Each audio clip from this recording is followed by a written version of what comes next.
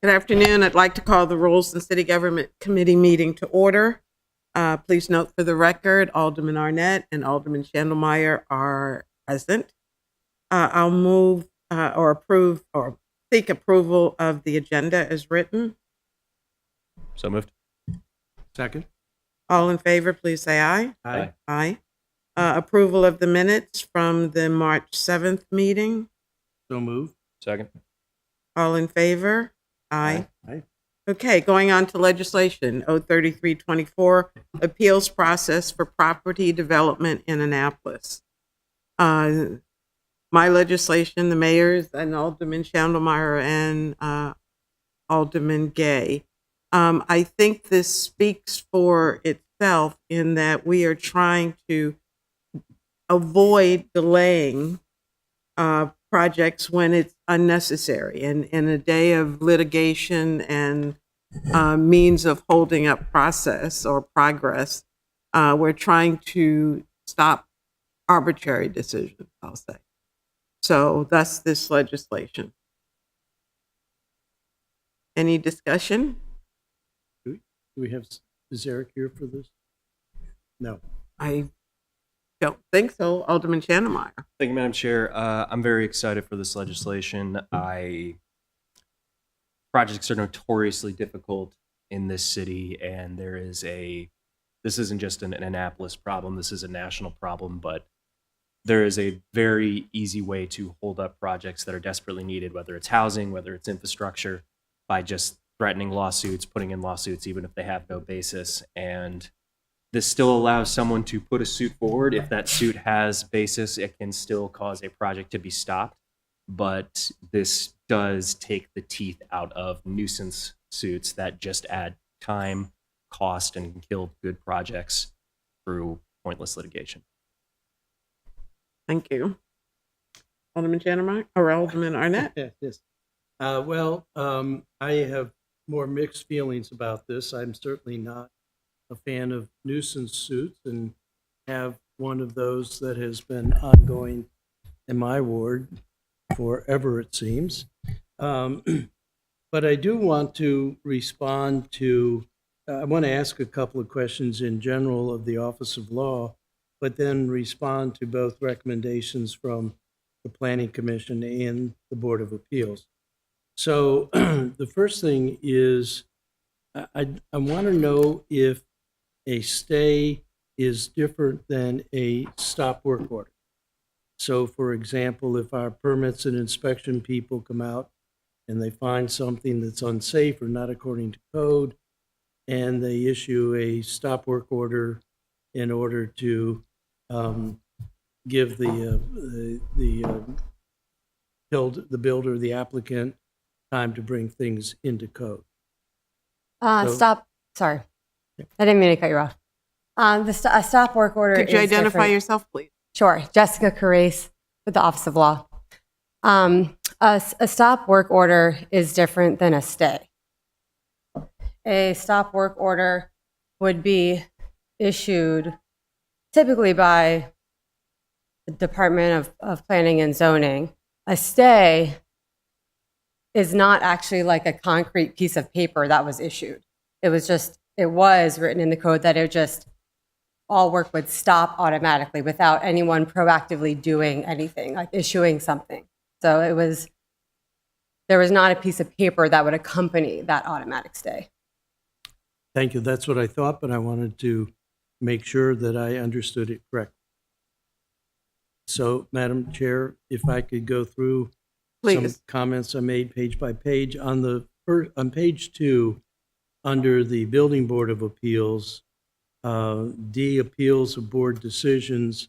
Number 1, the decision in the board in all cases shall be final. And I don't think that's correct. I don't think it's final. I think it's subject to appeal in circuit court and places like that. So is that really the right wording? Shall be final within the city, or final access to adjudication within the city? It's final. It's a final decision by the board because technically you can't appeal something until a final decision is made. So the decision has to come out by the board. That's final. And then, as you said, it could be appealed to the circuit court. But the board has made its decision. So that's what they're talking about when they say a final decision by the board. Okay. Thank you. Then in every one of these sections, notice of appeal shall be provided to the Director of Planning and Zoning at least 5 calendar days before the appeal is filed with the court. I asked the staff why that was here, and they said, well, it's to make it consistent across everything. So presumably, if this is passed, it'll be across everything. But I ask, why does the planning director, why would the planning director be notified of an appeal to the Building Board of Appeals? And why does it have to be 5 days in advance? And what if it isn't within 5 days? Does that mean the appeal is denied? I can kind of answer your questions, but I'm going to defer to planning and zoning because I believe the director, although he's not able to be here today, some of that was his input. But the goal really is to make sure that everyone is aware when an appeal is made. And so by giving notice to the director is aware that a decision that started in planning and zoning, for example, and went up to Board of Appeals or Building Board of Appeals is now in circuit court. So everyone is aware that that happens. It's just to be more transparent about what's going on. The 5 days, I believe, was in the code. So that was just for consistency purposes. I would defer to Director Jakubiak, regarding that 5 days.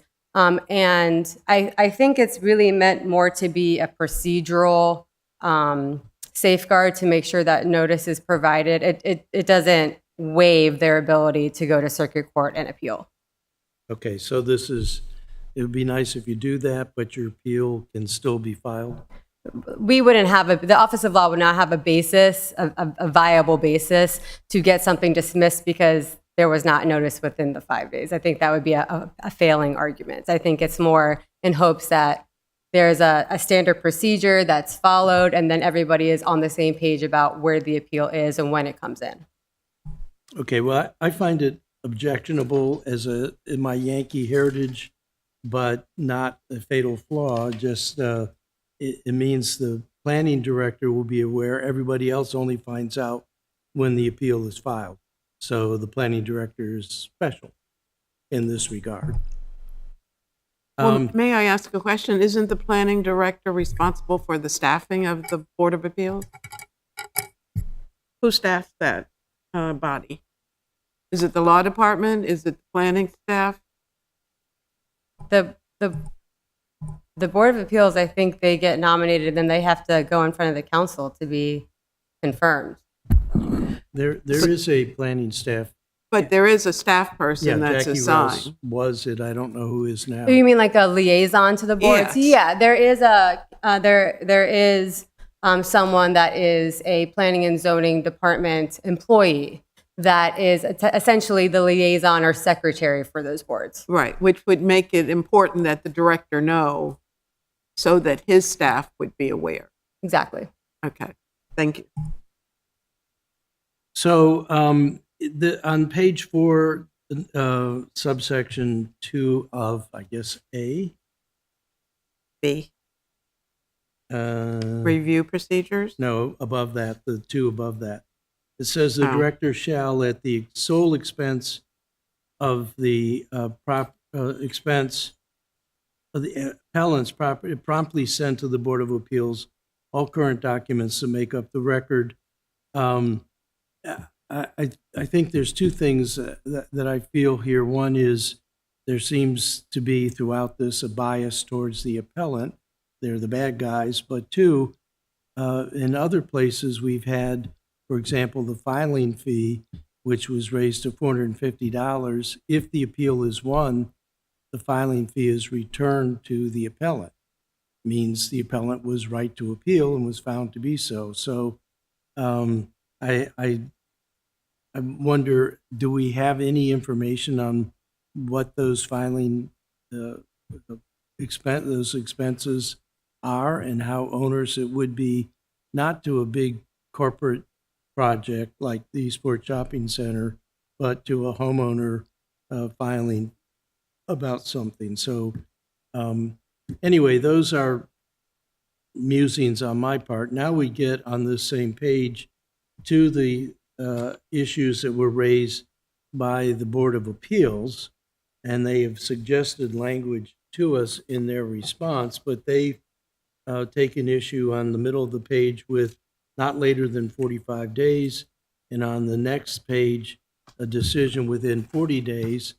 And they've pointed out that it is often the case that they will not be able to comply with this because of their other caseload.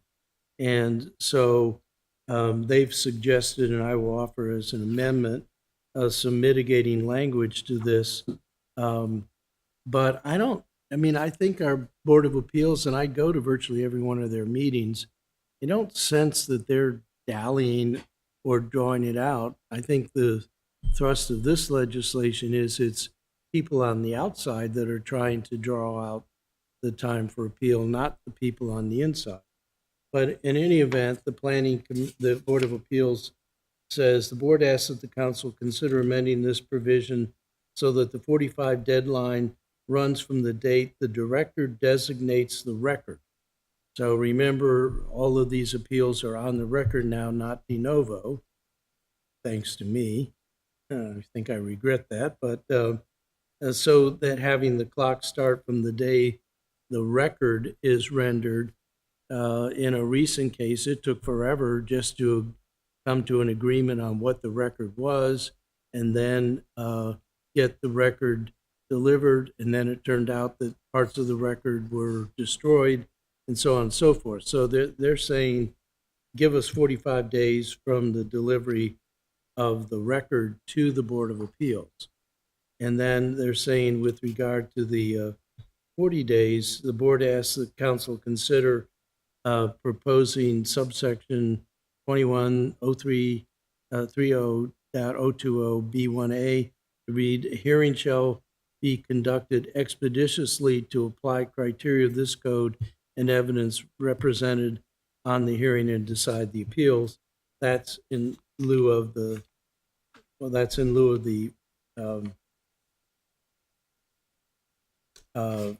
45 day.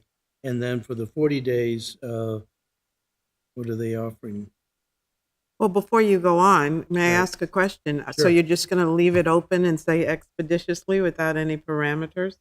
Well, they have their own parameters. They have an elaborate set of rules and procedures, one of which is they take appeals in the order in which they were filed. And if they have a backlog of appeals and they're following their procedures, they'll take them in the order that they were filed. So how can we address this? Because that's not addressing the problem. The problem is the delay.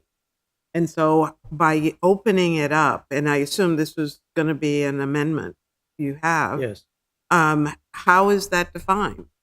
Or you're just, that creates the problem we're trying to eliminate.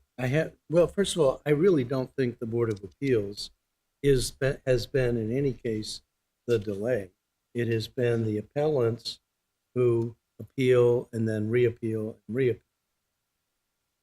Okay, so how do we address that? So if you take their report, which I think is attached to our, I have the thing. planning commission, is that what you're referring to? no, I'm referring to the Board of Appeals.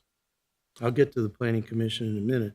The Board of Appeals suggests apparently one or two resolutions. In the page 2 of their response, they say the Board of Appeals asks the council consider amending this provision so that the 45-day deadline runs from the date that the director designates the record rather from the date of filing. So that would be, the amendment would read in this code on page 4, line 17, would read not later than 45 days from the date the director designates the record.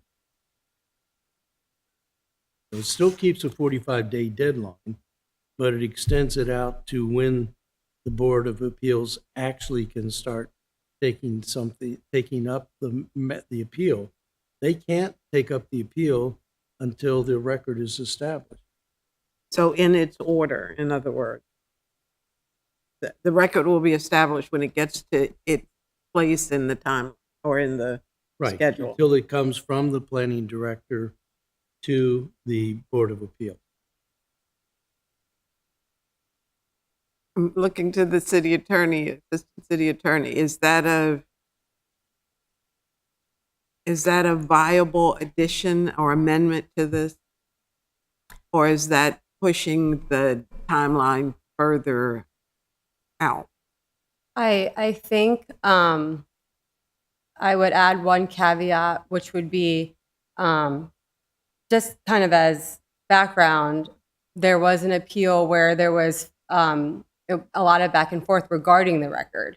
So while the record may have been submitted on a day, there were multiple hearings that went back and forth. So having a 45-day window from the submission may not really be feasible. It might need to be that there's a 45-day from the date that the board accepts the record as the complete record. Because if there's a lot of back and forth, that 45-day isn't really going to make sense.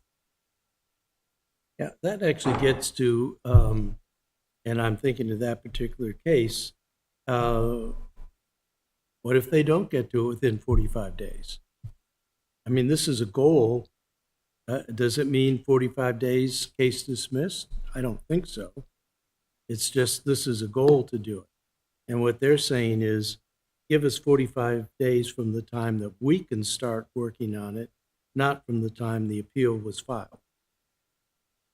I mean, the other, unfortunately, I think it's a little bit tricky because I think every case is going to be a little bit unique with the one that I think we're all kind of thinking about. There was a lot of back and forth with the record, but at that same time, there was briefing going on in between the arguments about the record. Yeah. So, and that's one of the issues I think currently that the record.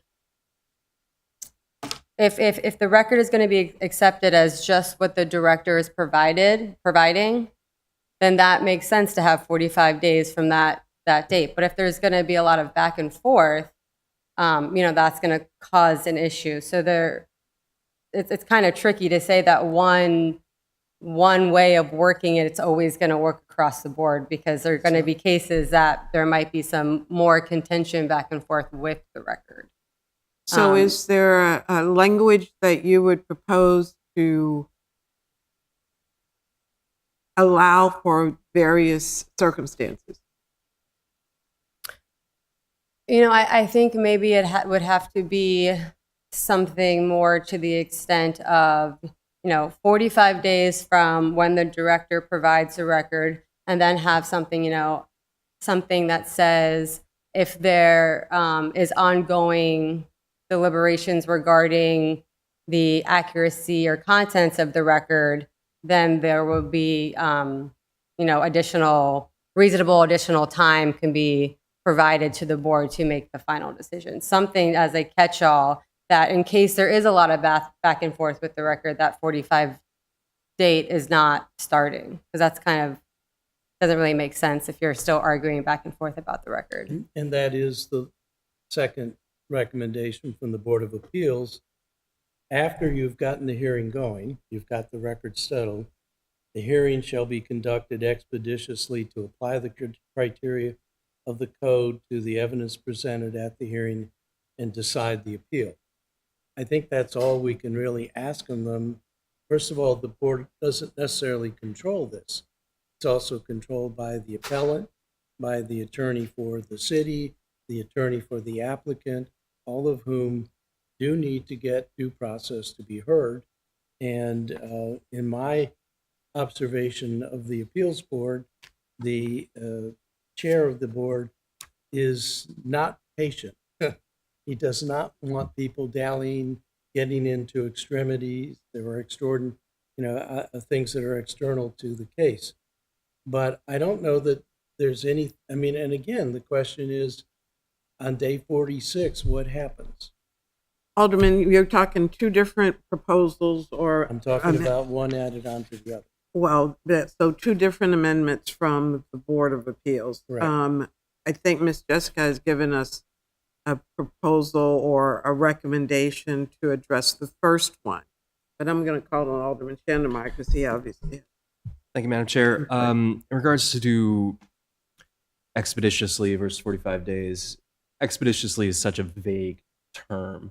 1 year can be expeditious in the Annapolis permitting process with certain projects that have been going on. That is obviously not a short period of time in my definition, but compared to other things, that can be. And I know our current chair of the Board of Appeals loves efficiency, but he will not be our chair forever. And we can get a future chair who does not have that same love of efficient process. So having defined days is an essential aspect.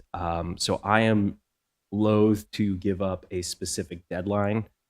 If 45 days is problematic, 60 maybe, but anything higher than that gets rid of the point of having a hard deadline that sets a very reasonable time frame for this to be heard, for this to get knocked out, because the whole point of this is to speed things through the process. We have lost a lot of good projects over the years because things get sued, things get delayed, with the whole point of running out the clock, killing the financing, killing the funding, and just bringing things to a grinding halt.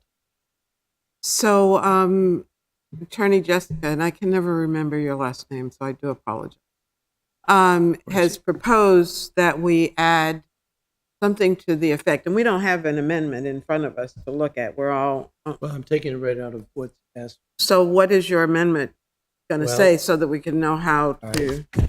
It's a two-parter. Well, let's take the first one. That's what The I've asked. first one is the board.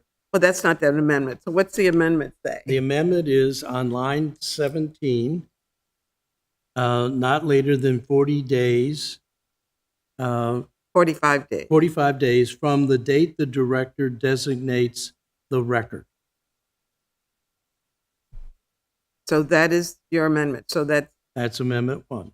okay. So how can we clean that up so that we can agree with this? So if I could respond to Alderman Chandelmeyer's comment, this is the Board of Appeals. This is not the entire permitting process. I agree that there are other parts of the permitting process that take time. And by the way, I did look at that podcast from Ezra Klein, and I thank you for that. And I do think that process can get in the way of good things being done. So I'm not objecting to that.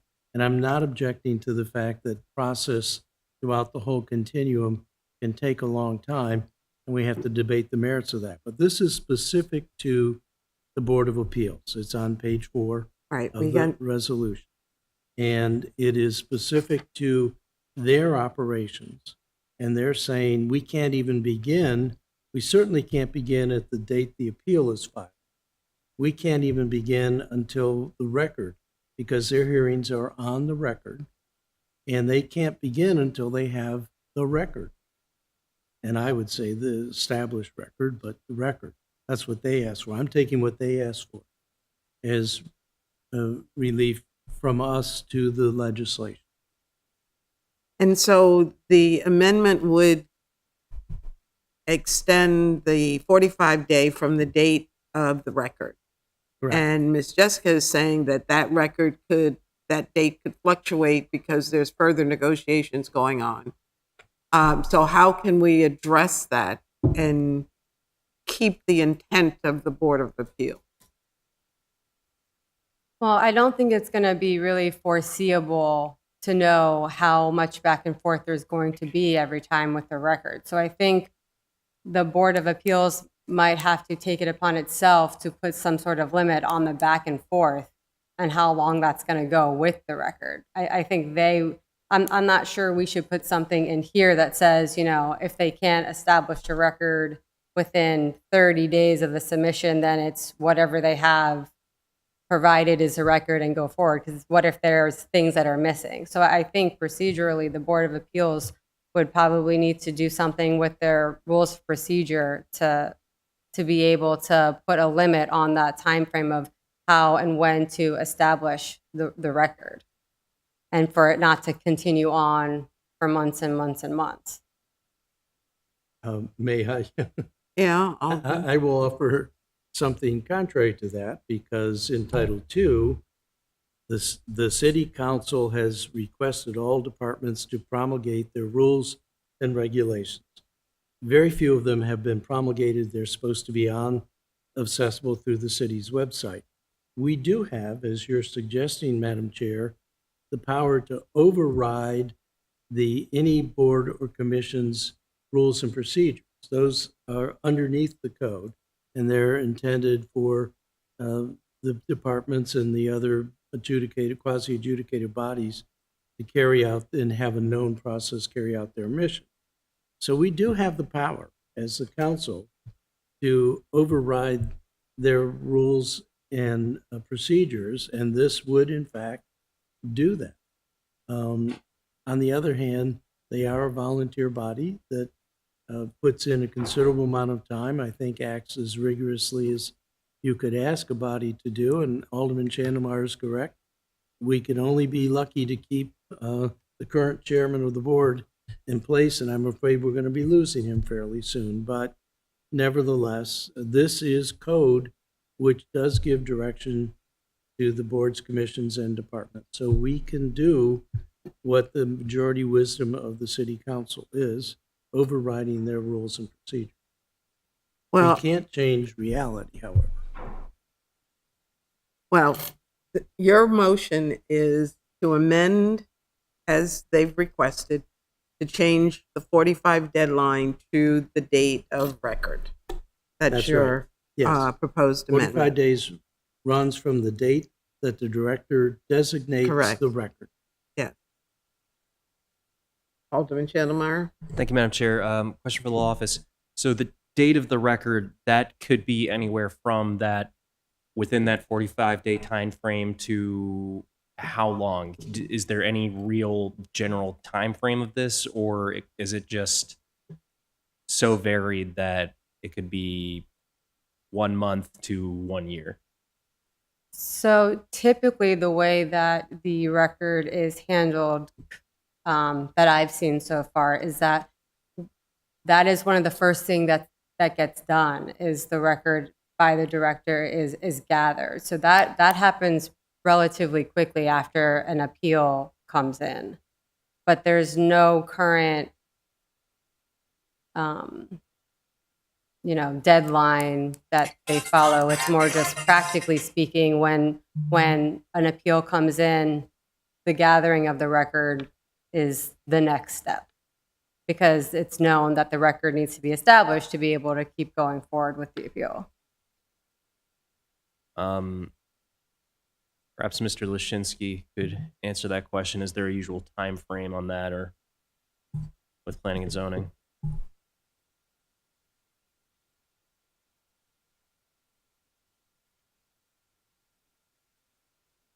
Eric Lasinski, Chief of Comprehensive Planning. I'm unfortunately not involved in the permit review process, with the exception of the occasional site design plan or special exceptions. I don't, it's a little bit out of my wheelhouse to know that, actually.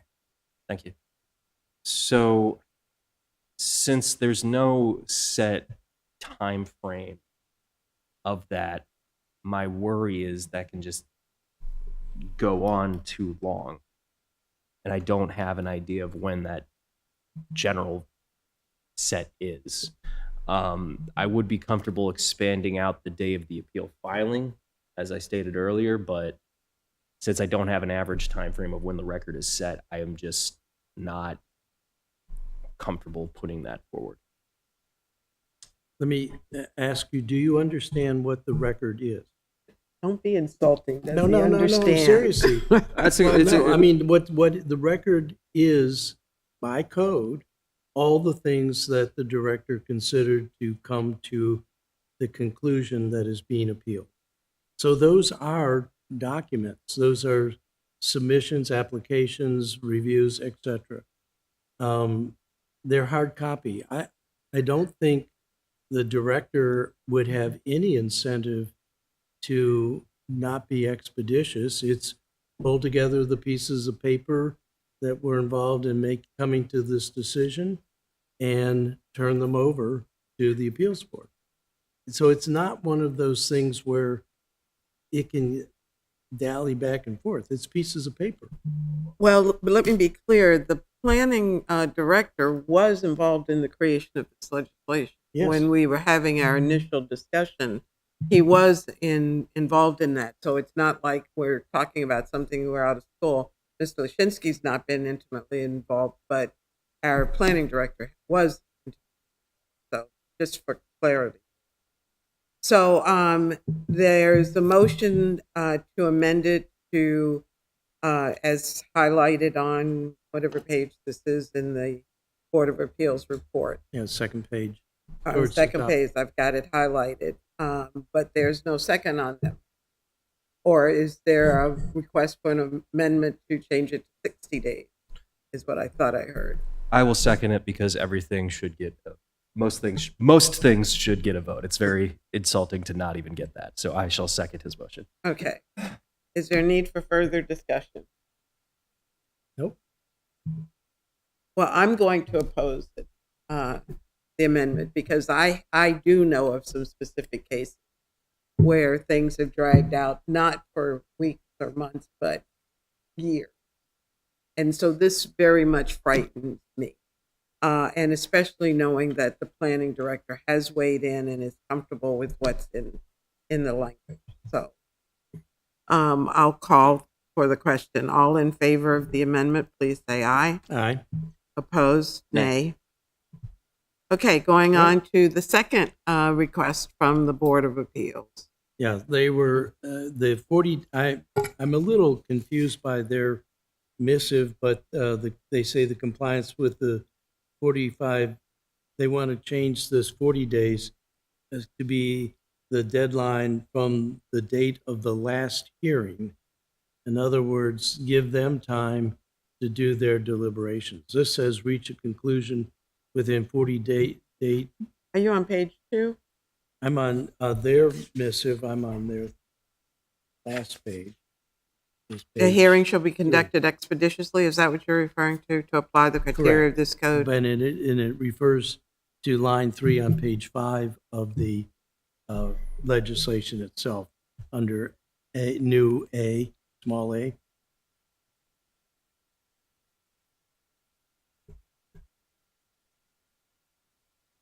I'm sorry, Alderman. Can you repeat the page and line? I apologize. It's 21.30.020.b.1. Little. On what? I don't have a page. It's on page 5 of the ordinance, 5. Thank line 3. you. Thank you, sir.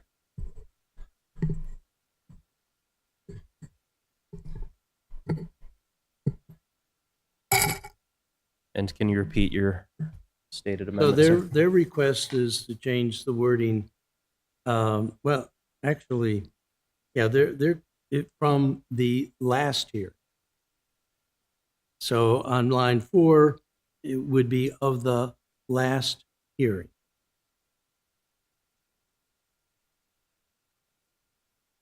So we're talking, the Board of Appeals shall reach its decision within 40 days from the date of the last hearing? Correct.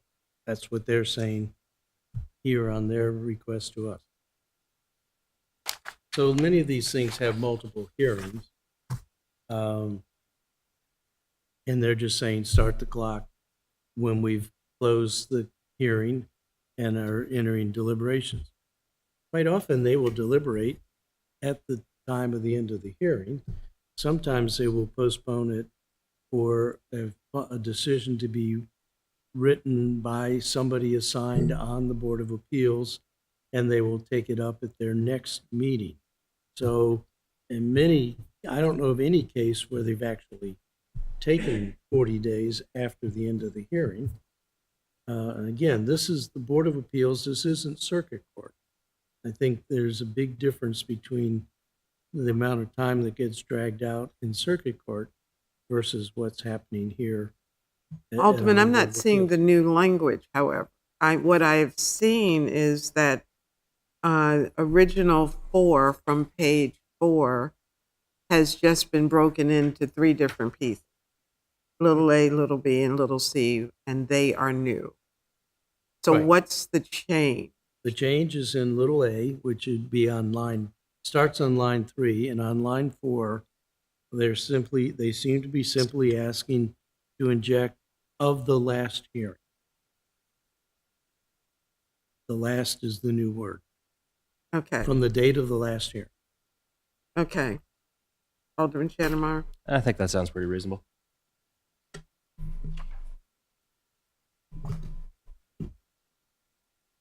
Now I'm wanting to go back to there, so forgive me for a moment. Sure.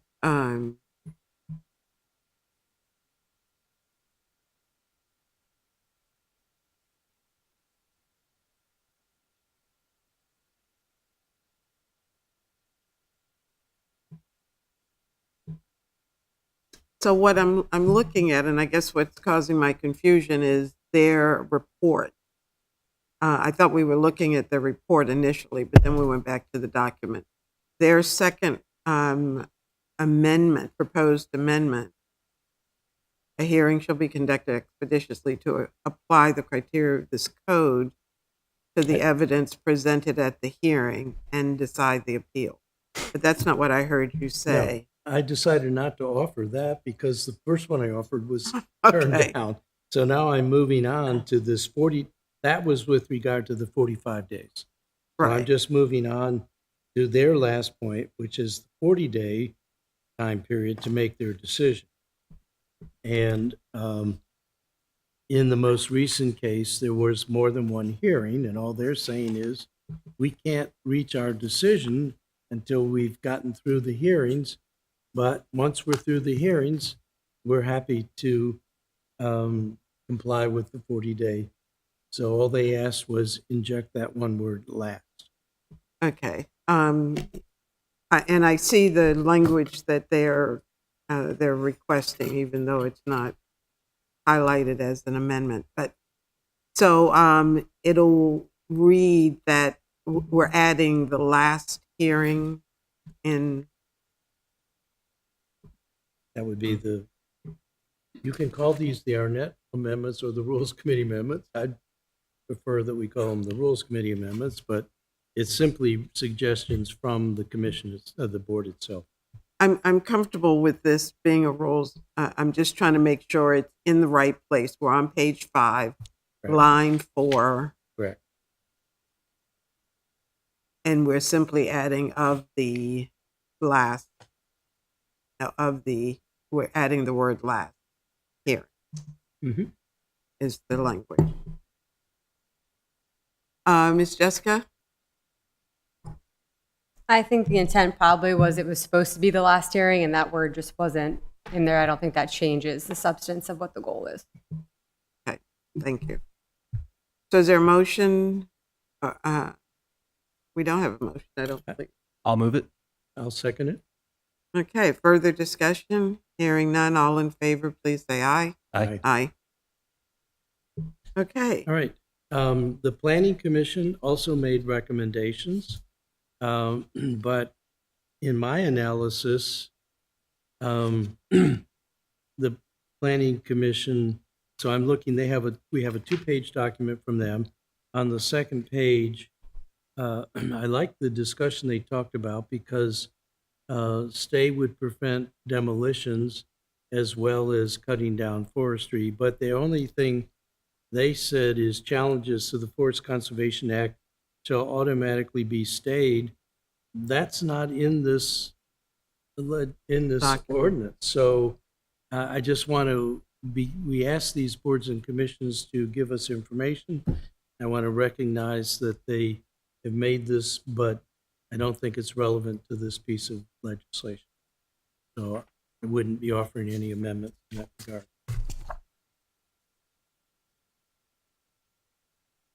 okay. Alderman Schnellmeyer, anything addressing those 3 amendments from proposed? I think Alderman correct. And they do say in their first recommendation that they defer to the Board of Appeals. 'Cause that's their job. Trying to find the forest conservation.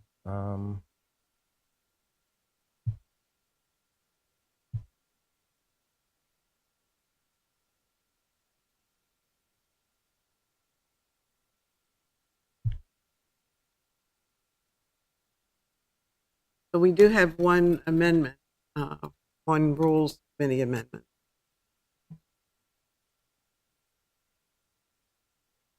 So is the Rules Committee putting forward then an amendment that challenges the Forest Conservation Plan get a stay, or did the aldermen say that they No. were putting an amendment forward? None of those. Okay. Yeah. Yeah. All right. Yeah, the only amendment we have is Then, from the Board of Appeals recommendation. then at this time, I have no further questions or comments on the legislation.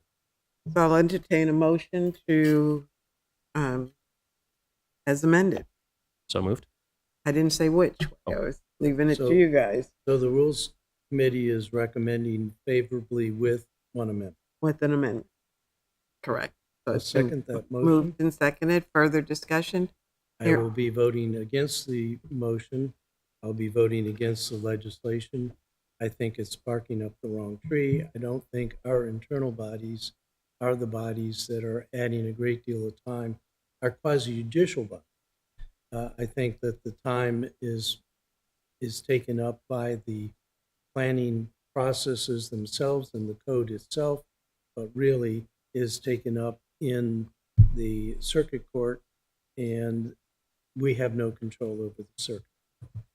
So I do not support this legislation, but since you are sponsors, I suspect you do. And the intent was to get to different pieces of the problem. I think we all agree that we have some serious problems with getting projects, whether they're individual or large projects, through. And this is just one step. So, Alderman Shannon. Thank you, Madam Chair. I agree with you fully. You eat an elephant through one bite at a time, and the hurdles to some essential projects that we need desperately in our city is an elephant, and this is one little bite out of it. Okay, thank you. All in favor of giving 033-24 a favorable recommendation as amended, please say aye. Aye. Aye. Opposed? No. Okay. Thank you very much. Going on to general discussion, comprehensive rezoning. Mr. Lashinsky, aren't you glad you're here?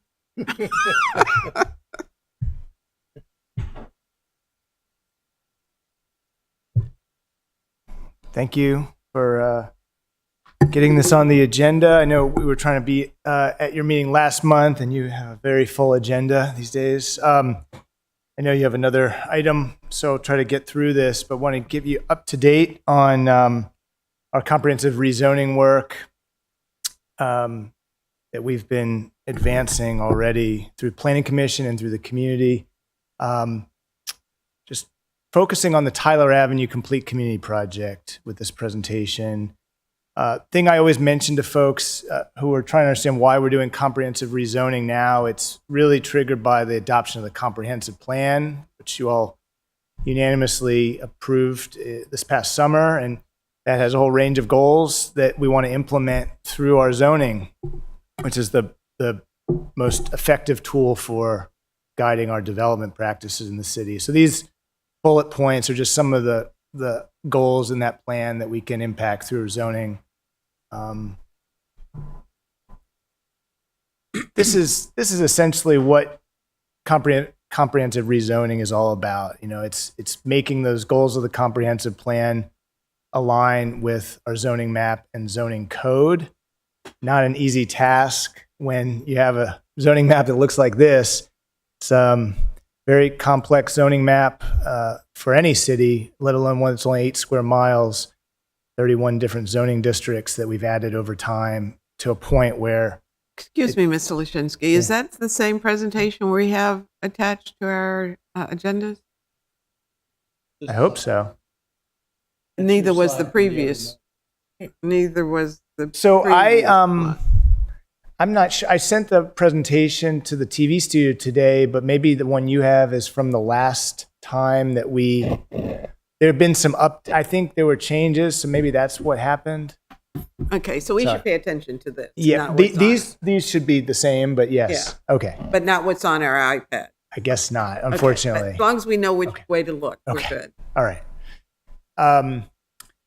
The circled area here is the Tyler Avenue corridor that we're going to focus on.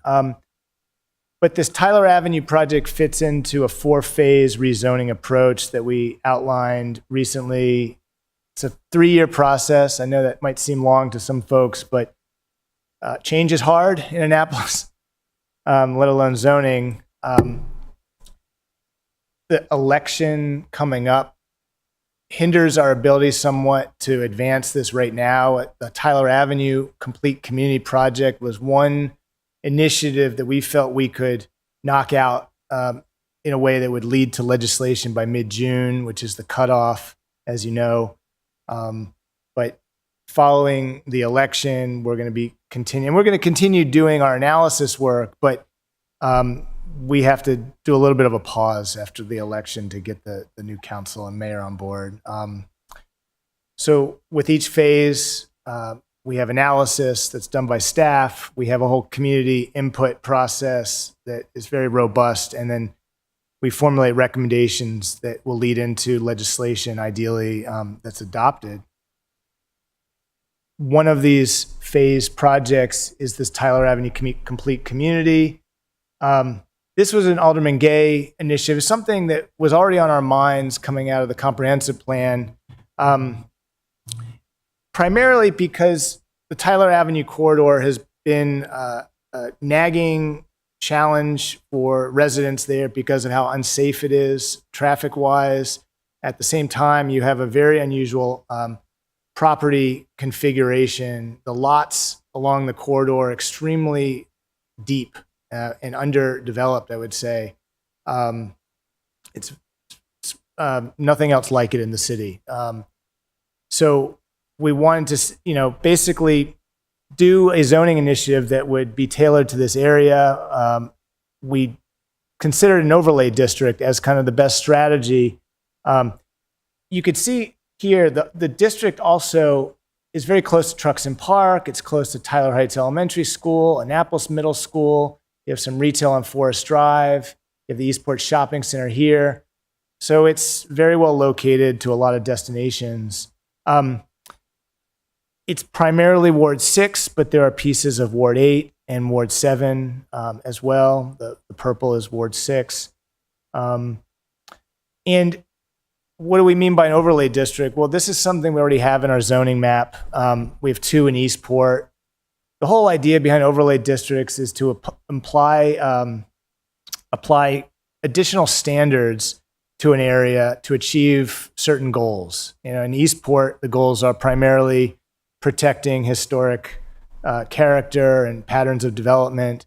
But for the Tyler Avenue corridor, a whole different set of standards could be applied. And, we did a whole bunch of homework in the last couple months to kind of understand how this neighborhood has evolved. It's really interesting to see how from 1931, where we primarily a farm landscape, to today, we have really filled in this area. But the Tyler Avenue corridor sort of stands out because of these large lots that don't have the same pattern of development as the other neighborhoods around the area.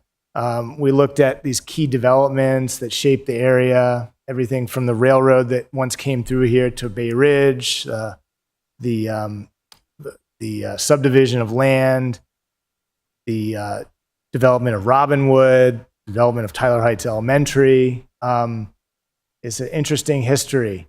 But today, this is really the dynamic that guides the neighborhood. It's a neighborhood that has a streetscape that has been designed to really encourage people to drive as fast as possible. There's no really other way to describe it. It's a drag race corridor, and so you have people putting these signs out children at play. You have very narrow sidewalks, fencing that often comes right up to the sidewalk. It's kind of an inconsistent character, I would say. And then you also have these very deep lots, and several of them are vacant today. So I think generally, most people I talk to can agree this isn't the best use of this property, but it is somebody's property and they're choosing to use it this way. Just to kind of dive into that pattern of development, everything in white is undeveloped today. The pink are the building footprints, and the gray are driveways, and the brown are fence lines. We're at 2.2 units per acre for this Tyler Avenue corridor, which is just a quarter of what that zoning currently allows. It's R2 zoning, is fairly low density, primarily single family detached homes are allowed. And we're only a quarter of what that zoning currently allows. It allows up to 8 units per acre. So that says something. And at the same time, this is that kind of showing how close this neighborhood is to so many different things. The 3-minute, the 5-minute, the 10-minute walk radius can get people pretty far. And so, this is sort of an ideal place for people to live who may not have a car or may want to walk or bike or take transit. You have transit routes running throughout the area. You have a sidewalk network that may not be great, but it's there. And then we have bikeways along Hilltop Lane and some planned bikeways as well in green. Just kind of closing out the analysis here. I mean, the trees in the area are sort of scattered in green. I mean, you have a large amount around Tyler Heights Elementary here. But all this white area shows where we don't have trees. And then when you look at this map on the right, this is Tyler Avenue here. All the dots represent street trees. You can see there's almost no street trees along Tyler Avenue, which is not ideal. It makes for a very uncomfortable place to walk. It doesn't add value to the neighborhood. There's health outcomes that depend on having a healthy tree canopy. And I don't want to forget that none of us want to forget who lives there today. And this is really critical to the analysis, that we have a renter population of 42%, which is, while that's comparable to citywide, which is 40%, for single family home districts in the city, that's very high. You just typically don't see renter population that high in their single family home districts. We have a household population more than 4 people at 42%. That's extremely high. Compared to citywide is 17% for large families.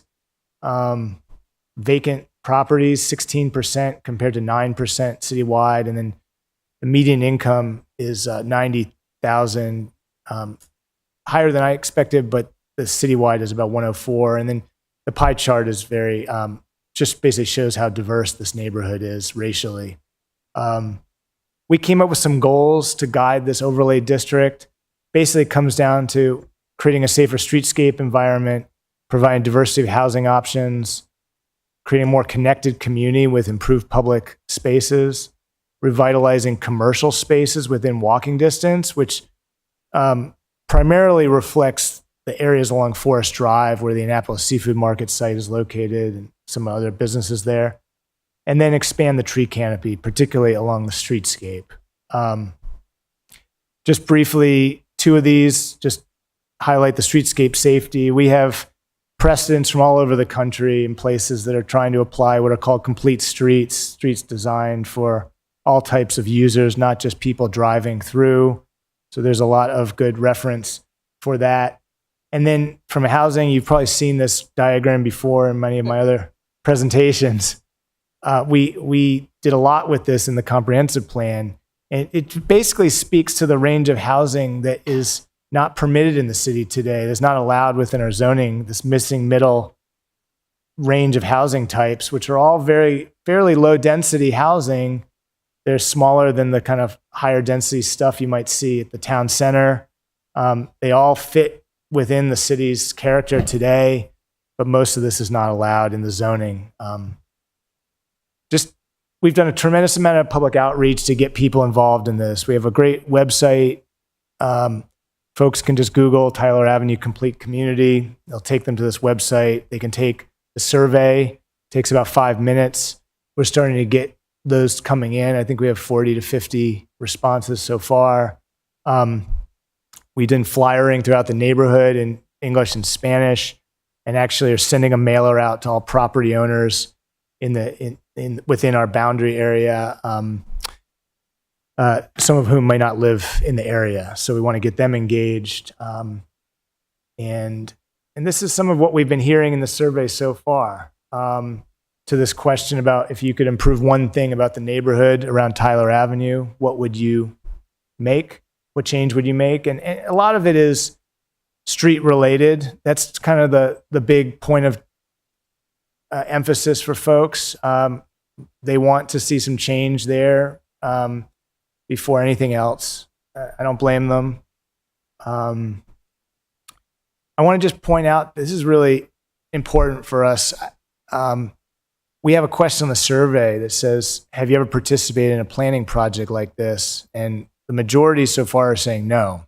I think that speaks to the number of people who are getting engaged, who are not the typical constituent, heavily involved in planning activities, testifying, et cetera. I think we're engaging a different demographic with this project, which is great. We had a big community event on Tuesday night at Tyler Heights Elementary. It was very well attended. Just a great turnout. Alderman Arnett was there, Alderman Gay, Alderman Savage. We had representatives from the mayor's office who helped to translate for a Spanish-speaking population. Rocio here. We are going to continue doing that, and we had materials in Spanish as well. And we're actually going to go back to the school for a Friday afternoon meeting that is focused exclusively on the Spanish-speaking population in that neighborhood. We had breakout groups focused on streetscape, housing, and community spaces. This in the foreground as the streetscape section, which was facilitated by Alexis on our team, and that was probably the most popular. We had a number of public works staff there, which was great because they could hear firsthand from the residents what they want to see. This is just a detail from that streetscape workshop station.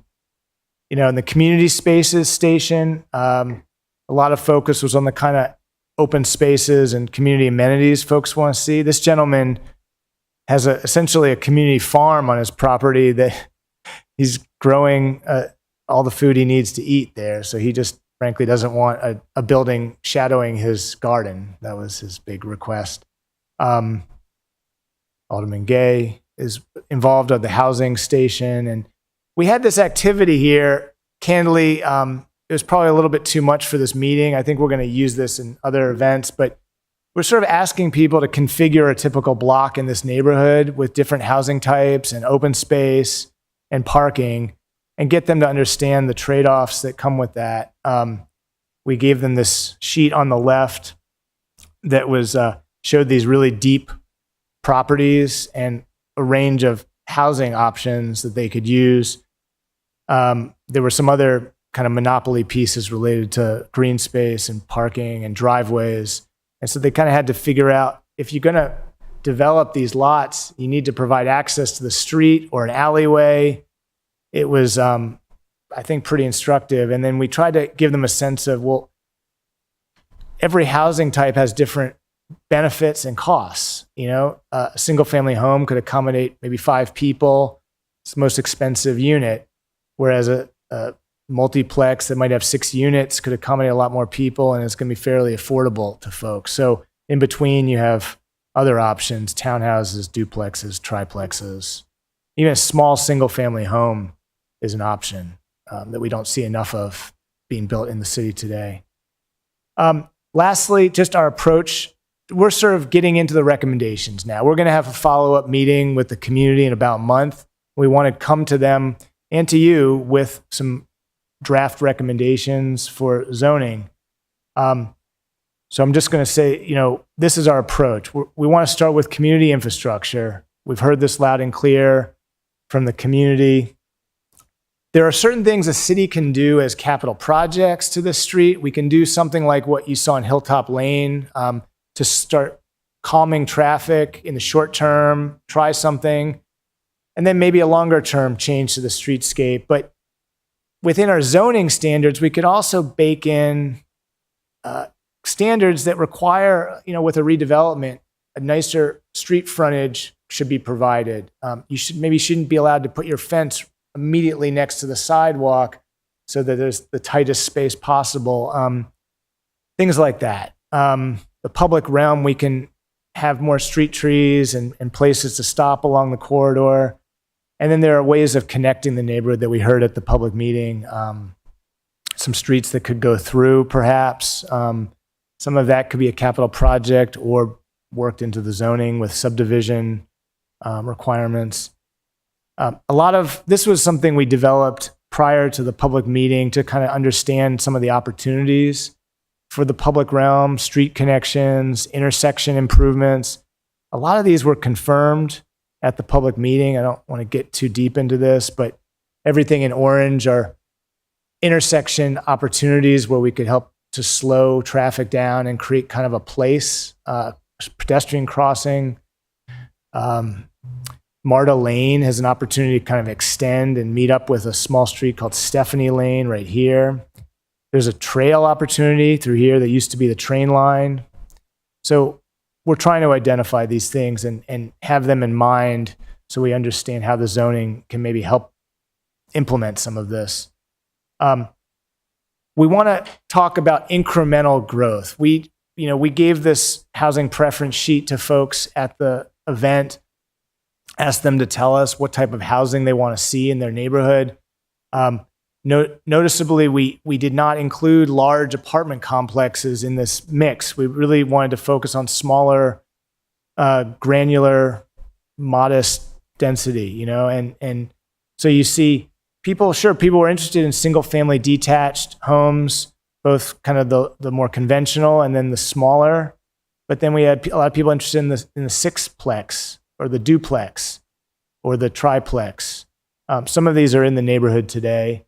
Not much interest in townhouses, which surprised me, but this is just an illustration from another city, but it kind of speaks to the sort of variety of housing that we could have if the incentives and flexibility are right within the zoning standards, and how you could have green space sort of coupled with the housing development. Preserving affordability is extremely challenging with just zoning alone. I don't think just by allowing for greater density, we will necessarily be granted affordability, but certainly by incentivizing a whole range of different housing types for different household sizes, and thinking about you could have some market affordable housing, just thinking about different sized apartments, and then one idea was to leverage our MPDU requirements in a different way in this area. So citywide today, it's like one moderately priced dwelling unit for every 10 units. Perhaps in this area, as part of a density, it's one MPDU for every 5 units or so. It's just an idea. We haven't really worked that out yet, but that's one way we could address affordability. I don't want to go into this too much, but I think we often hear from residents this fear that, you change the zoning and suddenly everything starts to change dramatically right away, which is not the case. It takes often years for zoning changes to take effect and people to really run with them. And so frequently nothing will change if zoning changes. And it kind of worries us. So you walk around the neighborhood, you see a lot of opportunities for some interesting redevelopment, but we could change the zoning and people might still not do anything. It's their property. It's their prerogative. We also want to remind folks that the city is not really able to sort of turn on development or turn it off. We can just guide it. We can guide it in the right ways. And so there's a whole number of scenarios that could play out, and we just want to be mindful of what those are. And finally, these are just the standard variables that are at play with conventional zoning. I think we can be much more specific with these variables to get different outcomes. And I think we heard a lot of good feedback from folks at the public meeting about, what they'd like to see in terms of density or height limits or, lot sizes. So I think we have plenty to work with, and that's kind of where we're going with it. Thank you. Thank you. Alderman Channelmeyer? Thank you, Madam Chair. Mr. Lashinsky, thank you so much for this presentation. I'm really excited about the possibilities that this offers. I think this is going to be a really great pilot program for how do we foster small-scale, gradual development in our city and move away from the big developer model that most jurisdictions follow. And it's through that small-scale adaptive development that we really are able to take that big bite out of our housing crisis. One of the main concerns that I'm going to have is financing for these types of projects. The banks aren't really familiar with this type of development anymore, so financing projects are hard. I'd be interested in meeting with you and maybe some people from the finance office after our budget when things get a little more settled and finding some creative ways that the city could maybe help. On Monday, and you and I can talk offline after this, I'm having a meeting with Director Jakubiak and some other folks about impact fees for smaller scale developments. I'd love to have you join us for that, and I can send you the details. And it's specifically for projects like this because every little bit of flexibility on that thing can help make these projects more feasible. Yeah, I agree. Yeah, I'd be happy to be part of that conversation. Alderman Arnett? Thank you, Madam Chair. First of all, I want to say that the meeting was very well attended and participated in. I thought it was well presented. DEI is not dead. We did it in both languages. So that was good. I think REITs, I hate to get sucked into that vortex, but that may be a way of financing these kinds of projects. That's where the money is. Real estate investment trust. Oh, right. And that's where all the money is. And I think, unfortunately, a lot of the high rental prices we're experiencing is because the REITs are buying them up and raising the rents. I think that's going to happen at Nautilus Point. But in any event, and by the way, Teresa Pico was there, former Planning Commission director who has a master's degree in planning from Indiana University, with one of the best planning schools in the country. And it was interesting because she lives there. And so when we were doing the exercise with the really long lots, which she owns one of, and one little teeny house at the top of it, and she was talking about how with the overlay, which I think is really the most expeditious way to do this, you could have even allowance for, at the property line, a shared entry and access point, so that you could be doing a lot of multiplex or even a number of smaller single-family units.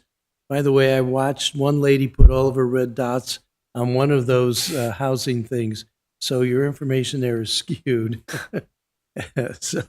But in any event, but I asked her the killer question. And by the way, Alderman Savage interrupted the presentation to make a good point, and I think Alderman Schneidermeyer would make the same one. Infrastructure has to come, if not first, at least concomitant with these kinds of developments. There is public transportation there. I think this will be an opportunity for Rob to put his mini circles at all the intersections so we can slow it down. And I think the complete street, if there was ever a street that needs complete street, Tyler Avenue is the one. And just putting bigger sidewalks and more trees is going to make it such a more friendly community. But I asked Teresa, all right, so you're creating all of these auto-centric access points to the in all of these inner buildings. isn't that going to generate a lot more traffic? And I think that is going to be one of the conundrums we're going to have to deal with is people want their cars and they want their access to it. And even if we do improve transit, which is actually there pretty good already, I'm not sure we're going to get them out of there and then increase traffic, increase speeding, increase stop sign running and ticketing and so forth is what is going to be one of the downfalls for this good planning. I do think it is good planning. I actually came to a certain amount of affection for the comprehensive plan, but these things can be undone over time by those kinds of things that impose themselves. So I'm wondering how much we want to encourage all of this accessibility on the inside of these long lots. On the other hand, how do we track the investment if we don't offer that amenity? So it's not as straightforward and simple as it might appear when you look at these big blank spaces. But as Alderman Chandlemeyer said earlier, this is the excitement of starting the comp plan going. It's going to be interesting to see when you come with the, what is it that Alderwoman Charles wants? The sector studies for each of the wards and how we do this kind of increase in density in Ward 3 and what are the opportunities. We don't have really, I go through Ward 3 a lot when I'm going to Zips Cleaners, and I'm not seeing the same kind of lot configuration there as we have here in this part of Ward 6. So it's going to have to be a different kind of solution.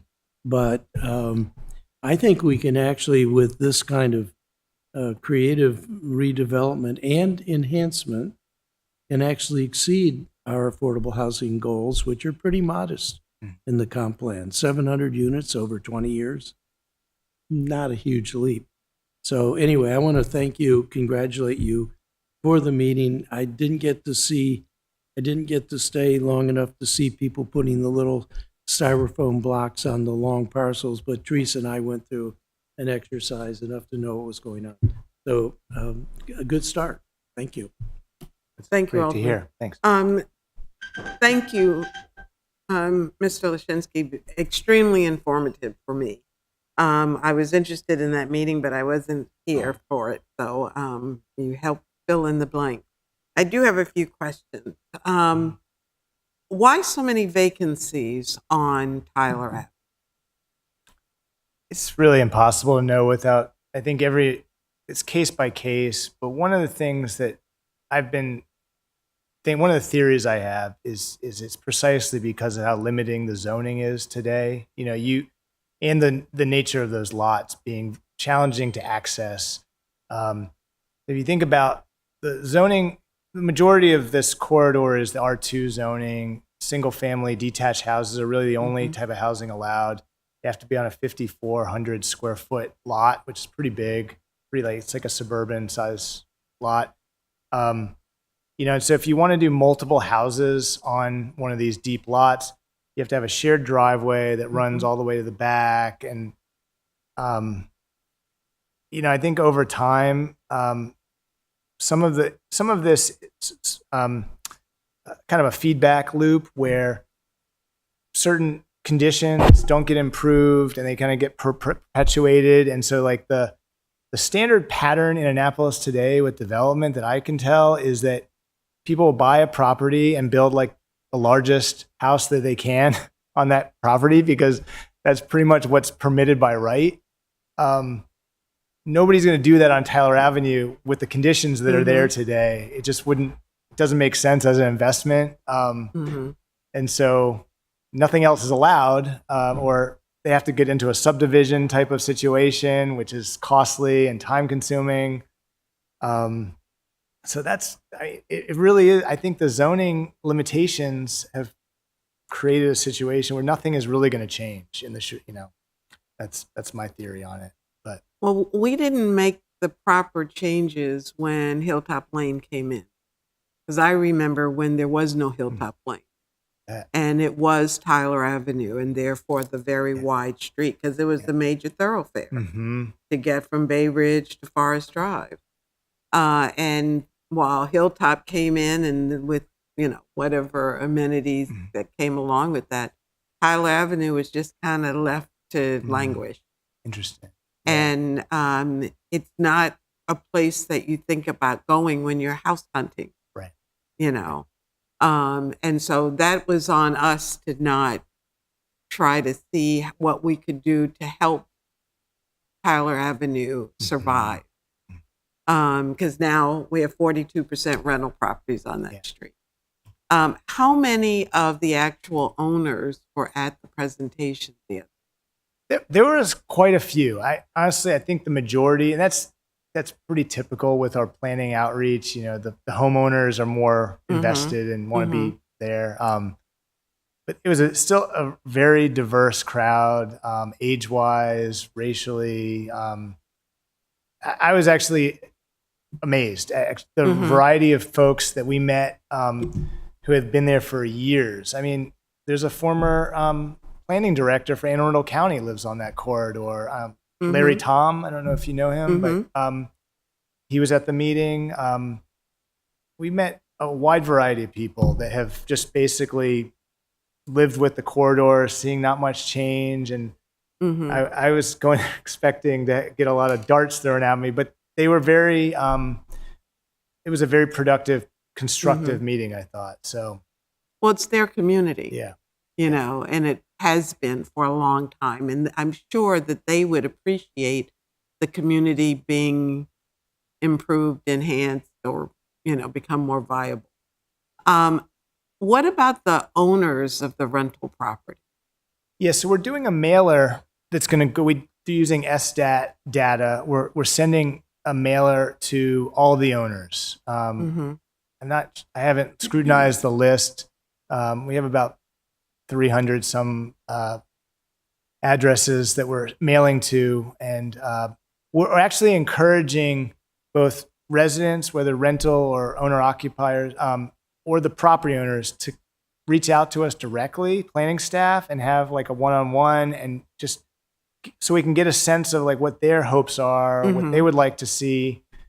Every property owner, resident has a different perspective. And so we met a lot of people at the event that have genuine ideas for things they would like to do with their property and are kind of hampered today. And so it was really helpful to hear that. But we'll probably have some more information in a month on kind of who we've heard from. And yeah.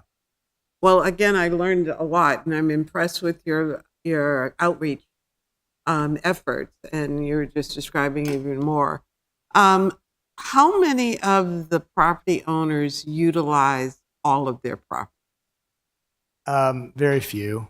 The majority are. We actually I have another exhibit that's not in the presentation that shows how many of the properties are like 30% or less covered with impermeable surface. There's a lot of the majority of them have less than 30% coverage. So. So is your thinking about how to get the city to acquire, and I'm talking long range, I know this isn't going to happen overnight, to acquire some of those unusable parcels? No, that's not what we're trying to do. If anything, I think the city's role would be, and this is going to come through talking to property owners, but if anything, I think the city could help by building alleyways or infrastructure that could provide other access to some of these deep lots, because otherwise the property owners have to sort of partner with each other and do like little pieces at a time. But even the city getting involved is an arduous, long process to get every property owner on the same page. And but there is, long history of leading with public investment to catalyze private investment.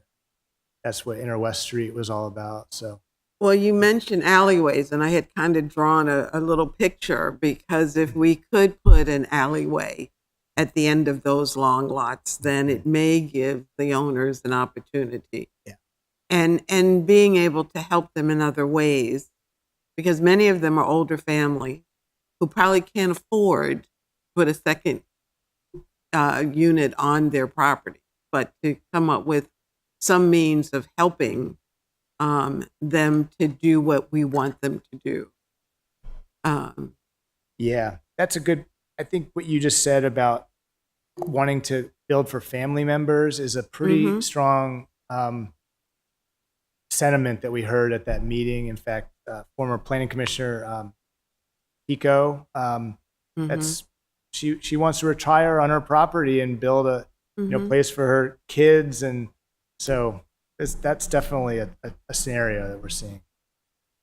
But if I could add One, on the alleys, those are long lots, and I hate the idea of pulling trash cans all the way to the street, and then you'd have this massive number of trash cans. One of the nice things where I lived but on, what do they do? Put trash cans now? well, but it's only one house.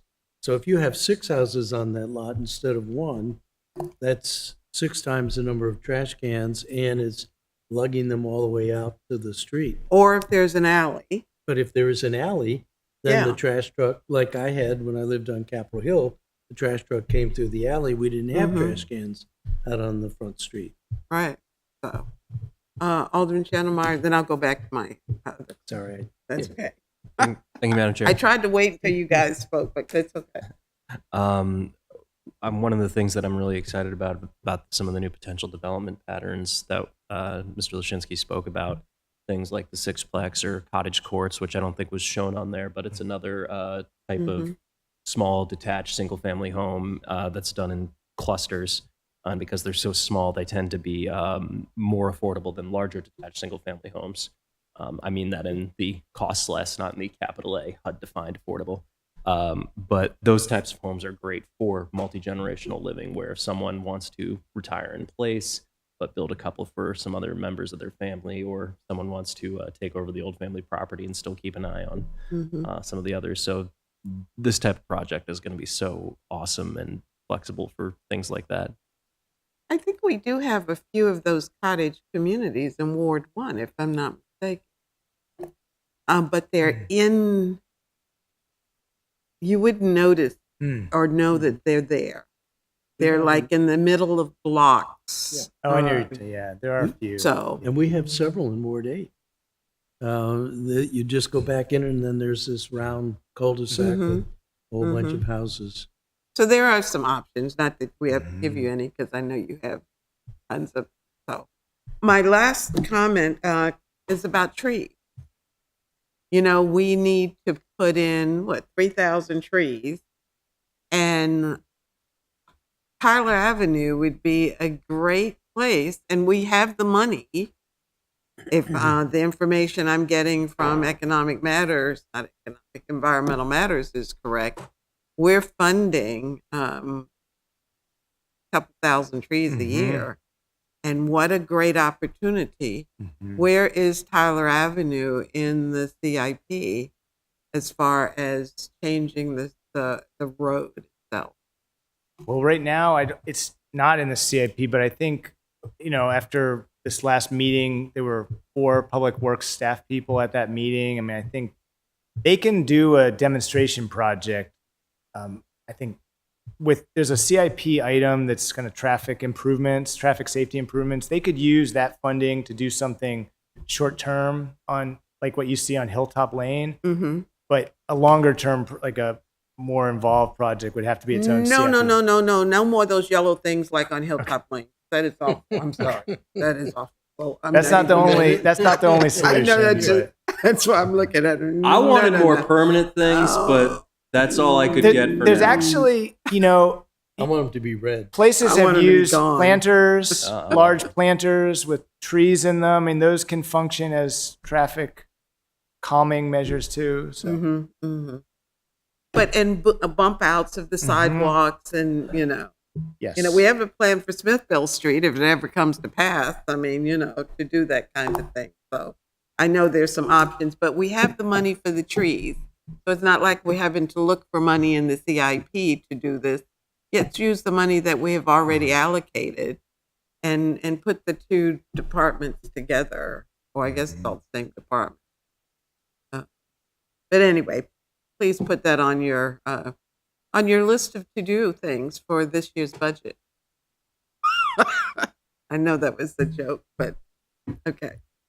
Further questions for Mr. Lashinsky, or comments or advice or to-do items? Well, just thank you. Yep. All right. Thanks. Thank you very much. Appreciate it. Can we get a updated copy Yes. of your presentation, Yes. please? I'll make sure to send that to Great. Kaylin. One more question for me. Is there going to be another comprehensive rezoning for another street? Yeah. So I'll just go back to the very. I didn't spend much time talking about this slide, but the way we're phasing, it's not. I don't necessarily foresee a specific street being our focus, but if the next phase is something we've actually done some analysis on already, which is consolidating zones that were put into the map years ago and haven't really functioned effectively, or they're redundant with other zones. So we've already identified like 9 different zoning districts that probably could go away tomorrow, frankly, and not really have much impact on anything. Just candidly, we need to share the analysis for that. Obviously, we can't make those decisions lightly, but that would be phase 2. Phase 3 is looking at form-based zoning standards for our mixed-use corridors or major corridors, and then phase 4 is form-based zoning standards for our residential areas, and that's probably what Alderman Schneidermeyer was most interested in. But it's going to be the most challenging thing. Is there an opportunity in some of our established residential neighborhoods to incorporate duplexes or triplexes, things like that? But we've been saying during the comprehensive planning process, the only way we would do that is with really stringent architecture standards, so that anything that gets built, people have some confidence it's going to mesh with what's there already. That's phase 4, because it's probably going to be the most challenging. Alderman Arnett will still be coming to meetings for phase 4. I am definitely coming. As long as we save R4 and C, So which is like 5 buildings. But we have a R3 and C2. Yep. Things like that can be probably consolidated. Using overlays to me is the most exciting part about this, because first of all, if you're in the overlay, you know what's happening. If you're not in the overlay, you're not being threatened by anything. Right. And getting the specter down of change is going to be a huge job. And but I also think overlays can be done much more expeditiously. That's the one thing the city can do to make these things possible. And then having the people themselves invest in it, like Teresa Pico, instead of having to find government money. I really would encourage, maybe I'll send it to you, Eric. Alderman Schneidermeyer sent us a thing from Ezra Klein that talked about how good Democrats get in their own way by over-processing things, and the delays drive up the cost, and eventually the forces of evil overwhelm what could be a good thing. And they use the rapid rail in California as the guideline for that. Yeah. So, I'm sorry, I said, did you say the forces of evil like Darth Vader? yes. Be one with the force. Thank you, Mr. Lashinsky, once again. right. Appreciate it. No problem. Very informative, and we look forward to the complete presentation. Okay.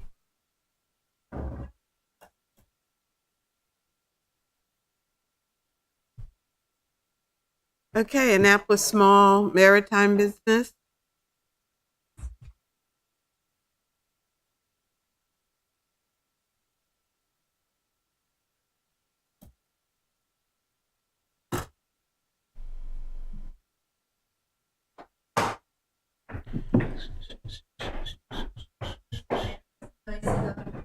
Thank you. I thought he had crayons in the box for us over there. Thank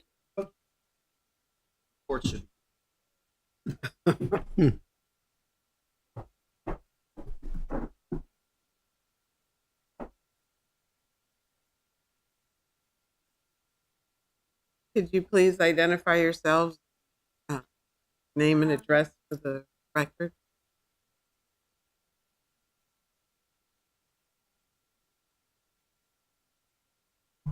Okay, I thought I saw the light. Hope Stewart, Small Minority Business Enterprise Liaison in the Office of Planning and Zoning. Do you want to go ahead and? Seth Lehner, 105 Eastern Avenue. I'm with Horn Point Harbor. And I'll give just a really quick introduction. As you all know, we created a Annapolis Small Maritime Business Work Group to kind of discuss the impact of O-25-1 on small maritime operations in the city of Annapolis. After, I think, was it 4 meetings? Three? We really came to the conclusion that the businesses that were impacted the most by this ordinance were the small marinas in the WME zone. So I believe that's where Mr. Lehner will be sort of focusing his discussion. So I want to just hand it over to him. Thank you. When did I think we last met? 3 months ago? Was it December? I think December. I think that the bulk of the presentation that I had at that time is in what you have today. However, your committee suggested that we put a little bit more meat on the bone and give a little bit more detail to the findings and then, of course, the recommendations. So in the packet that we handed out, there's an introductory letter with some paragraphs of background of how we got to the actual work group itself, who was included in the work group, what the purpose of it was. And the summary of that background is, as Hope just said, that the purpose of it is to identify. Sure. The purpose of the work group, as Hope said, was to identify the possibility or probability that the most recent ordinance, which was passed in 2021, may and is affecting smaller maritime business parcels within the maritime zones. We, like Hope just said, narrowed that scope even further to identify the ramifications of that ordinance. Sorry. Sorry. So we narrowed the scope of that to identify, even within the zones themselves, how this ordinance may and ultimately will affect should some of this go into play. We had those meetings over the course of 3. I think they were all Zoom calls. And the group came up with 5 points of commentary and recommendations, which is in the body of your hard copy. I don't know that I'll read those to you specifically, but instead use the time to go through what the bulk of the finding was. The first, I'll go up to the presentation at this time, if that's okay. So the first page, there you go. So the first page is after the, at the close of the 2021 ordinance, the left-hand column remained in place, meaning that in order to expand in the WME zone, and the reason, again, we're sort of focused and found that a lot of the attention went to the WME is because that's where the smallest of business is today. And by lot size and by parcel size and by simply square footage under roof, we could follow that path down to believe that in the future, that's where small business will continue to remain. So using that as the point of conversation, those 5 marks on the left-hand side of that column are what would be allowed at a parcel within the WME zone in order for that property stakeholder to expand his business use beyond a maritime zoned, or a maritime ruled use. So as example, What remains today is a 20,000 square foot working yard and a 30-ton boat lift. 25,000 square feet on land boat storage, 9,000 square feet seafood processing, a boater sailing club, and a fuel dock. So we looked at that and said, okay, well, thank you very much. Okay, we looked at that and said, okay, no, actually, you can leave that for now. So right off the bat, that first one, that 25,000 square foot boat storage, on-land boat storage demarcation, for the allowance of usage under the sort of new guidelines, right? So there's only so many parcels that have square footage to them that could possibly take place.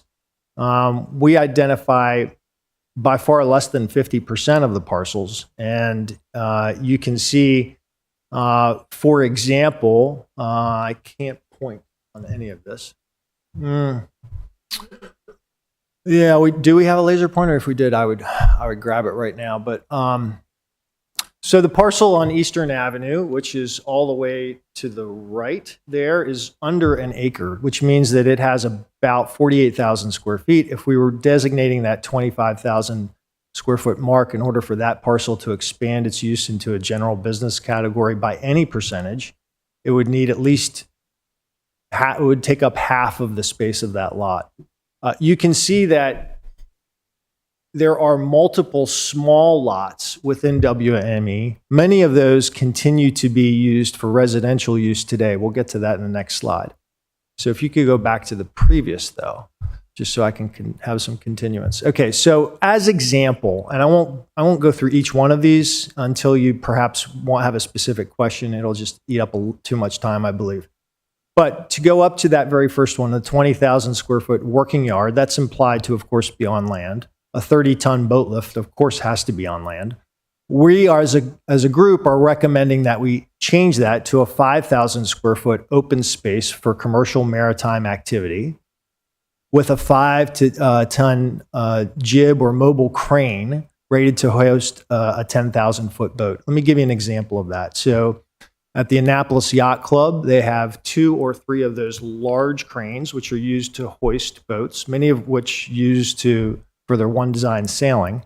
That's a good sized sailboat used for day boats. That's certainly a reasonable size crane to hoist a reasonable sized boat, and certainly fitting within the community. It's been allowed at 2 yacht clubs today. So having them here certainly seems like a fit for Eastport and the city itself.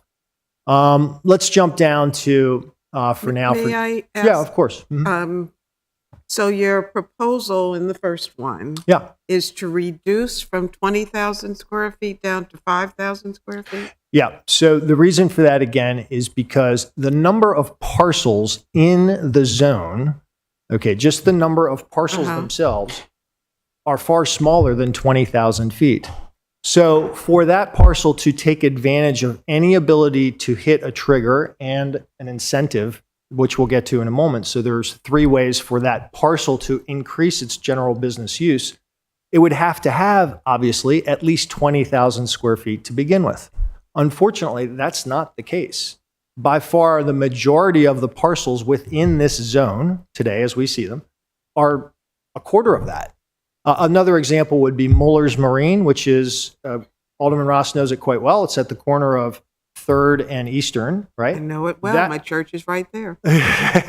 You know it as well. So that parcel, the entire parcel, isn't even 20,000 square feet.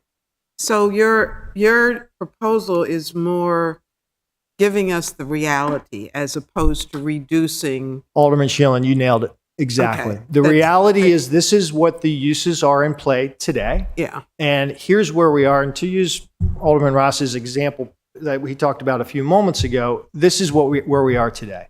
And I can continue speaking about those specifics all day long, but that is the guide, yes. Okay. Thank you. Oh, Alderman Gentleman. Thank you, Madam Chair. So did I hear you right? Only a quarter of the properties fit the current definitions for triggers? Oh, it's possible it's not even a quarter. Wow. Thank you. I'm going to ask a follow-up. These new recommendations, approximately how many would that expand it to? I'm sorry, one more time. My follow-up question is Yeah. approximately how many of the parcels would these newer terms? Would expanded out the to. recommendations, how many would it affect parcels? Yes. Well, it would affect, I would say, at least a third more. The trick to this is the following, and I'll give you an even more narrower example. Okay, directly across the street from Muller's, that property is, and down the street from the church is the Farr building. Okay, and next to it is the Weems and Plath building.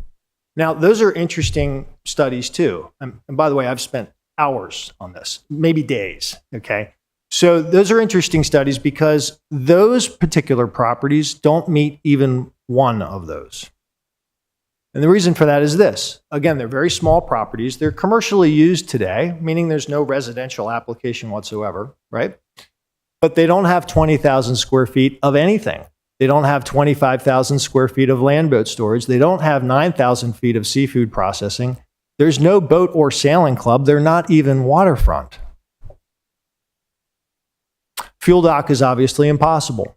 So if you have a commercial endeavor in WME zone and you're not waterfront and you have no square footage of your lot, you are quite literally handcuffed to all of the permitted maritime zone rules from 1987.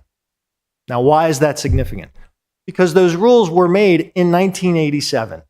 The biggest example of how dated that is, unfortunately, is the McNasby Oyster business. We know that. So there's where that building is 9,000 square feet. Okay.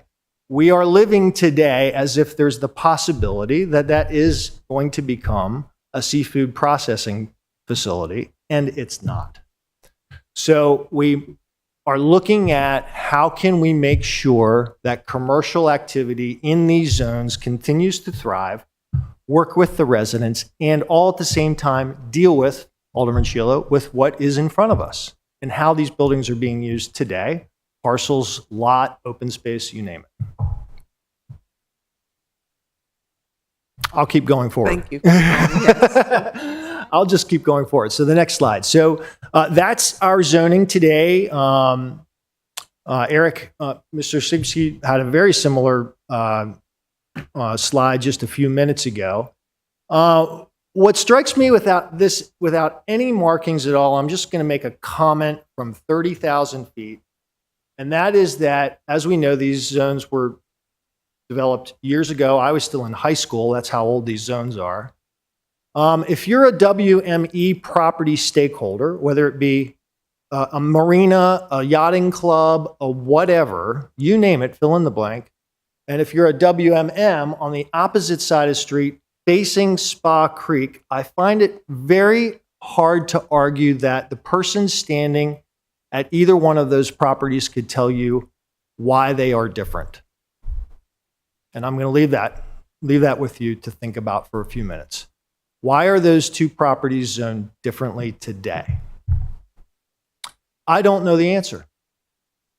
I have a hunch why they were zoned differently 40 years ago, but today I can't come up with one explanation of why that would be the case. Next slide. It will keep moving forward, Hope. Okay, here I highlighted there seems to be a conversation, and again, I'm not up at your bench, so I don't hear very much of this, but there's always a conversation of residential versus commercial, residential versus business, right? If we change things, how is it going to affect? What's it going to do, et cetera? We picked out just some simple examples. The purple arrows represent current residential homes or home individual. Here at WME, for example, we have a series of row houses or townhouses, lovely homes. They're right there within WME. Some of them are waterfront. Most of them face Eastern Avenue, as you can see, or Chester, or both. And of course, they're also right next to each other. They're very neighborly as well. You can go to the next slide. Oh, and I pointed out, by the way, that's the McNasby's Oyster building, but you're all familiar with that. Okay, so here's another example where we have more residential use in and around and next to each of the zones. So WMM, WME, we have homes right within them. doing just fine right across the street, etc. We can go to the next slide. Here's WMI. So the third of the three that we're talking about today. Again, residential homes within and surrounding the actual zoning itself. I think with that, yeah, we can go to the next. But my point there is that they all seem to do just fine. I don't think that there's any threat to a change whatsoever. In fact, WMI, as you will see, and WMM certainly, as you will see in the details at the end of the presentation, they got the biggest general commercial boost. And I think you'd have a very hard time finding a resident that it impacted them at all. Okay, next. So access initiatives. So this would be the second piece of how a property stakeholder has the ability to expand their general use conversion. Left side of the column is water taxi landing. We're suggesting that some language be added into the category on the right-hand side. So here, for example, reasonable accessible water taxi landing, bulkhead dock slip, public water access. Again, just kind of putting some definition or brackets around what does that mean, recreation, water access, etc., crabbing. Again, put some timeline in there. The last thing that any maritime stakeholder really wants is somebody crabbing off their docks at 3 a.m. on a Wednesday. It's not safe, it's not appropriate, etc. So let's put it right in the rules, the guidelines of what would be reasonable for that property stakeholder. Okay, next, we can keep moving forward. So access initiatives, category 2. This is the piece where it gets a little bit tough, okay? So what's in the existing ordinance today, what was voted and approved by the city was to get to this category, a maritime zone, any of the three, WMI, WMM, or WME, would have to have 150 parking spaces. It would have to or could choose to pay a $200,000 payment to the city for a group of money gets applied to a street end park. Or the third would be a community boating facility. My study speaks to the metal one in detail at the end of the presentation. We're actually, if you don't mind going back, I want to just do one click to this. Okay, great. So to speak to the first two mostly. So real quick, the strike the gross count. I just displayed, and we all know that these parcels are only so big. To require any individual parcel to provide 150 on-site parking spaces is frankly impossible. There's no way that the city will allow us to build a garage, a multi-story parking thing in any WME zone. And therefore, there's only so much parking available to any individual parcel. And I've just shown you by map and by figures, it'll never get there. Let's instead strike that gross count and replace it with an incentive to the stakeholder to provide something that works for today and into the future. An example of that would be an EV charging station for a car. Okay. Next one, the $200,000 payment. I get into real big detail on how that financial obligation would really affect a lot of small parcel stakeholders. I mean, it's not feasible. So the suggestion there is instead have the stakeholder, the property owner, the management company, whoever is in charge, make a commitment to make a substantial gross revenue contribution to that city park, payable over a period of time, but make it a reasonable percentage of what that parcel actually generates for the users and for the community, instead of a flat fee that frankly is not going to happen. Okay? Community boating facility speaks for itself. Let's go to the next one. Keep moving forward. Here's a piece that comes in with the restaurant use. I think that we really did discuss this. This has been a talking point for quite some time. I think that within the study which Elaine Fogarty put to the council in 2021, which initiated these ordinance changes, within that study, there's a full paragraph about restaurant and dining use in Eastport and at waterfront locations. It speaks very clearly to the idea that it really does draw people to the community, especially outdoor dining areas, reasonable indoor and outdoor dining areas, which are not large, but also not small, but reasonably sized. Of course, it draws people by boat. It also draws a walking crowd. It draws, community. It's a nice thing to be able to do. Here, the suggestion is, in cooperation with this ordinance, is that we make some reasonable adjustments so that some of these parcels have the ability to look at and put in place some dining options, which are frankly needed. It would be nice to have that available. We'll keep going. Okay, this I am not going to go into too much detail. You can see you have a fold-out version in your packet.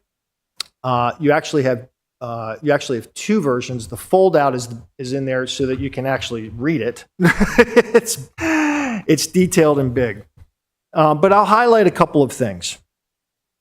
The column on the left is the 3 zones which we're discussing. I'll say at this point 2 things. One is we left WMC out because that's mostly Ego Alley and frankly is beyond the scope of any of this study because of the nature of that zoning and those parcels. Okay, so that's number 4, but it's not part of the conversation. I'll say another thing that's rather critical. When we discuss the allowance of these parcels to be able to serve a greater business use, I want you to please keep in mind and make a note to yourself.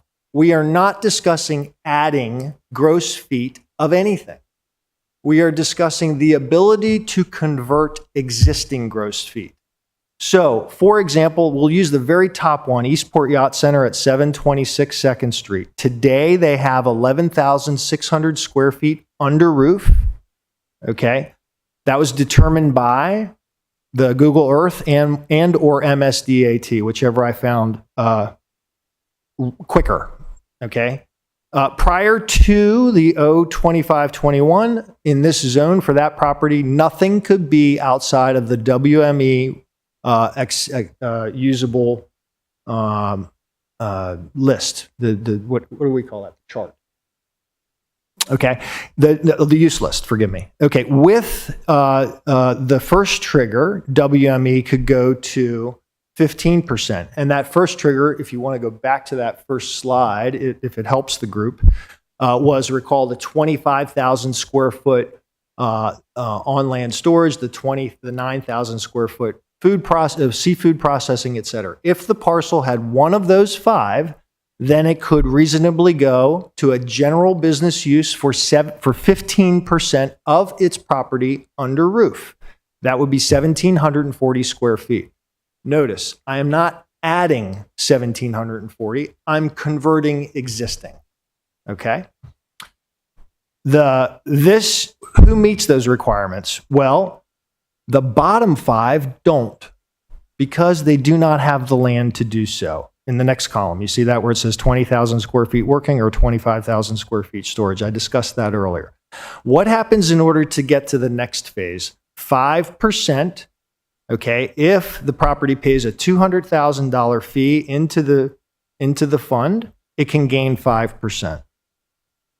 It's nothing on a square footage basis.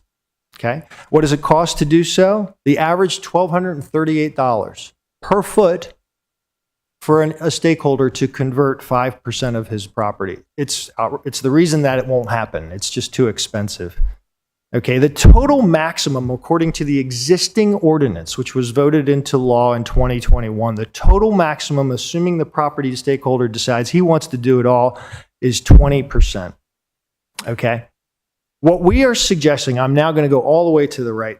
Okay, what we are suggesting ultimately is that 4 pieces to this puzzle, okay? That the WME zones be allowed to go from 15 to 20% with one of those triggers, even though I've just told you half of them can't ever get to them, okay? The second piece we're suggesting is that should they go beyond that pay that $200,000 fee, or our formula of how that should actually play out, we are suggesting that ultimately between the triggers and the two incentives, the three parts of this whole thing, that the WME should be allowed up to 35% convertible space to a general business use. Okay. Now, how does that play out across the entire spectrum? Okay. WMM, WME, WMI. Remember, a few minutes ago, I challenged you to tell me what's different in WMA and WMM. When you're standing there, it doesn't really look that different, right? But what really happens here? Today, WME represents just over 7% of what would be convertible to non-maritime use. WMM, almost 70. Okay. WMI, about 24%. So the existing ordinance provided for the opportunity for the WMM properties to grow by exponential numbers. The WMI properties on the opposite side of the creek, okay, down Edgewood Road, they can grow by about 24 or 25%. And when I say grow, remember, it's strictly converting what's there. And the WMI will go to about 7%. So I would think, in summary, what we're targeting is still something that's well below equal to equal, well below, when you look at the raw score, the raw numbers, and what's there today. Okay. However, this would provide for several of the properties, not all, but certainly not none, of them to be able to incentivize general business activity in those zones. Okay. Beyond the scope of 0. I'll pause if you have questions. Alderman Channemeyer, question? Thank you, Madam Chair. So I do agree on the somewhat arbitrary nature of the two distinct zoning districts, but I have that opinion about a lot of zoning decisions, so don't take that as a big, convincing, hard lift on your part. A question that I have, though, is on the larger triggers, the upping from 15 to 20%, even though that would only impact less than a quarter of the properties. How did the group come to that conclusion? Well, Or why did the group it's come really to a, that it's really at least a two-part comment to that. The reality is, of course, is that those parcels that are small, there really is just only so much that can be done with them at all. Okay, and the way that the existing zoning that's in place, along with the rules and ordinance that go with all of them, there's very little wiggle room of what could potentially be done there for those smaller zone properties, right? So my immediate sort of rash comment is to the council, tear it up. We are now in the third or fourth reiteration of how to deal with these existing zones. I found it very encouraging in Mr. Lashinsky's presentation. By the winter of 2025, they'll be looking at tearing up zones. I encourage him to take all of this sort of stuff, put it together, and make one, maybe two maritime zones. You know, Newport, Rhode Island has 2. Portsmouth, New Hampshire has 2. We have 4. Second piece to that is I'm not sure, I'll be the first guy to tell you when I'm not sure.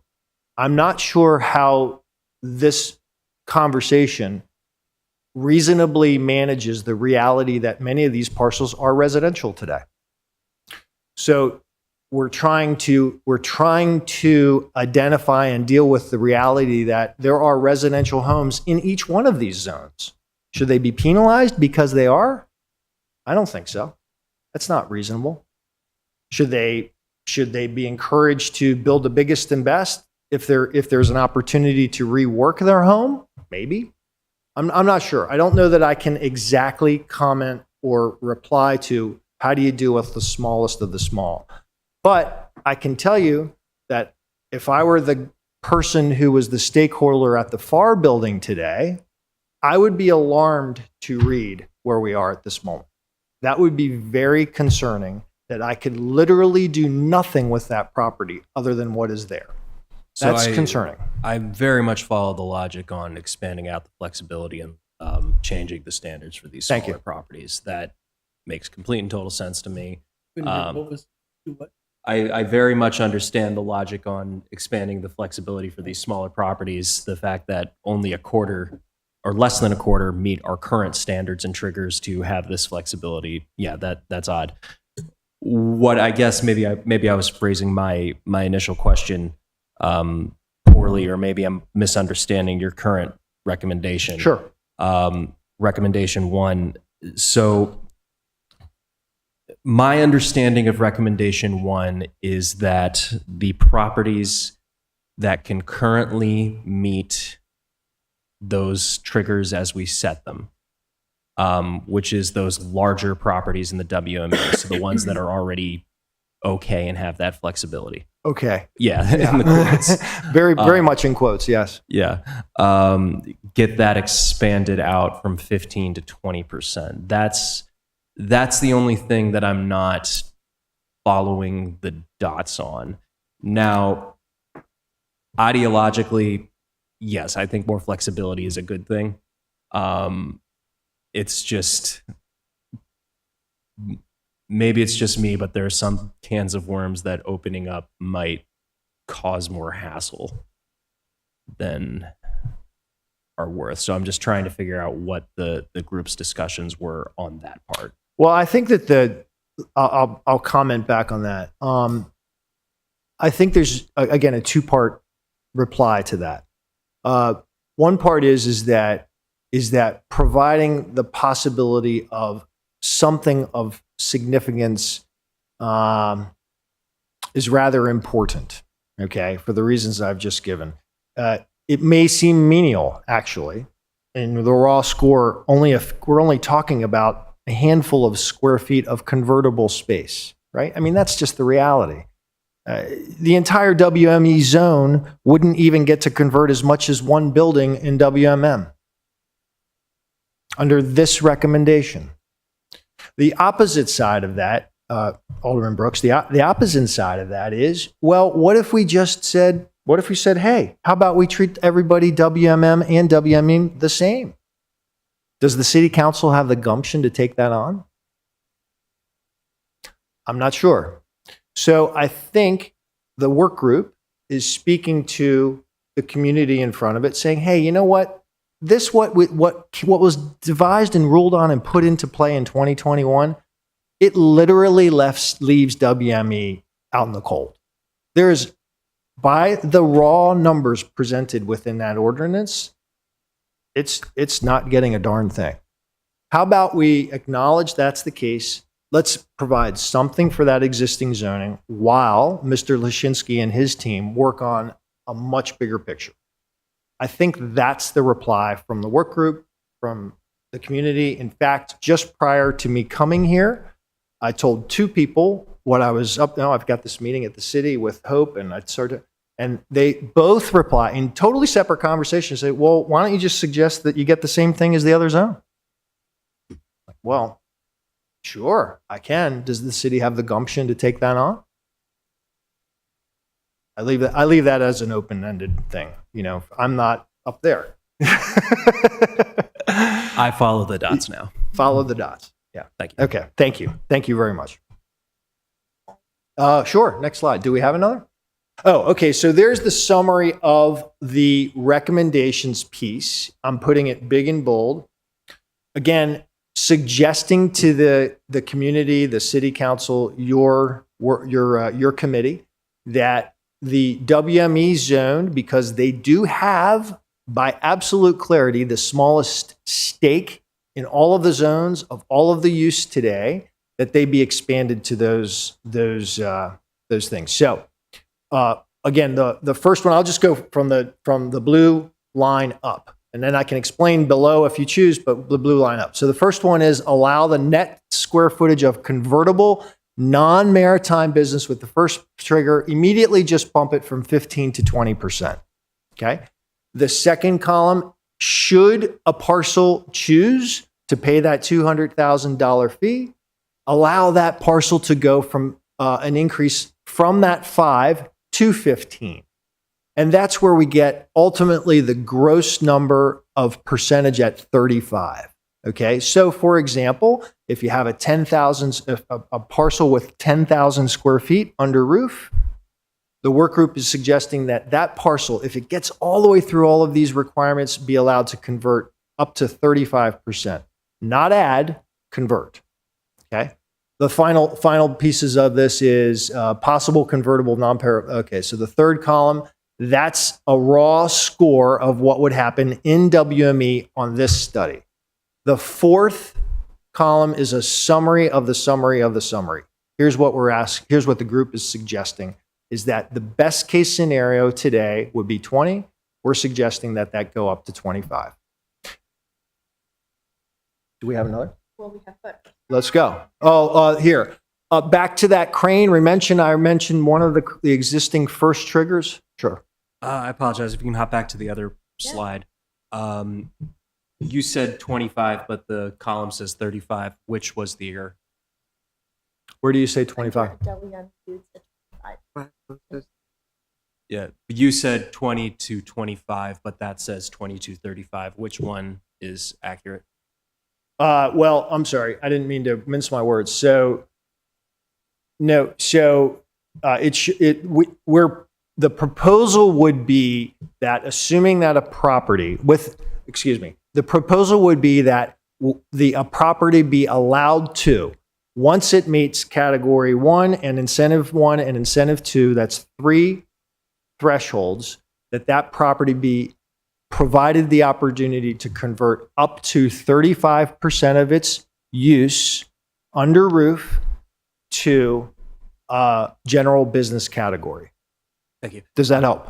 Yes, thank you. I'm Okay. sorry. I wasn't meaning to put No, you you're fine. on the You're spot and fine. make you feel self-conscious. It's a lot. I just wanted to make sure I had. There's a lot of working parts to the presentation, and it's been a long day. Okay, I go totally ahead. understand. I just wanted to make You're sure I fine. had the correct numbers of what you were wanting Got and it. asking for. Totally got it. Okay, so real quick snapshot. Remember in the very first trigger slide, what's a jib crane? That's what a jib crane looks like. Very similar to what's at Annapolis Yacht Club today. Next slide.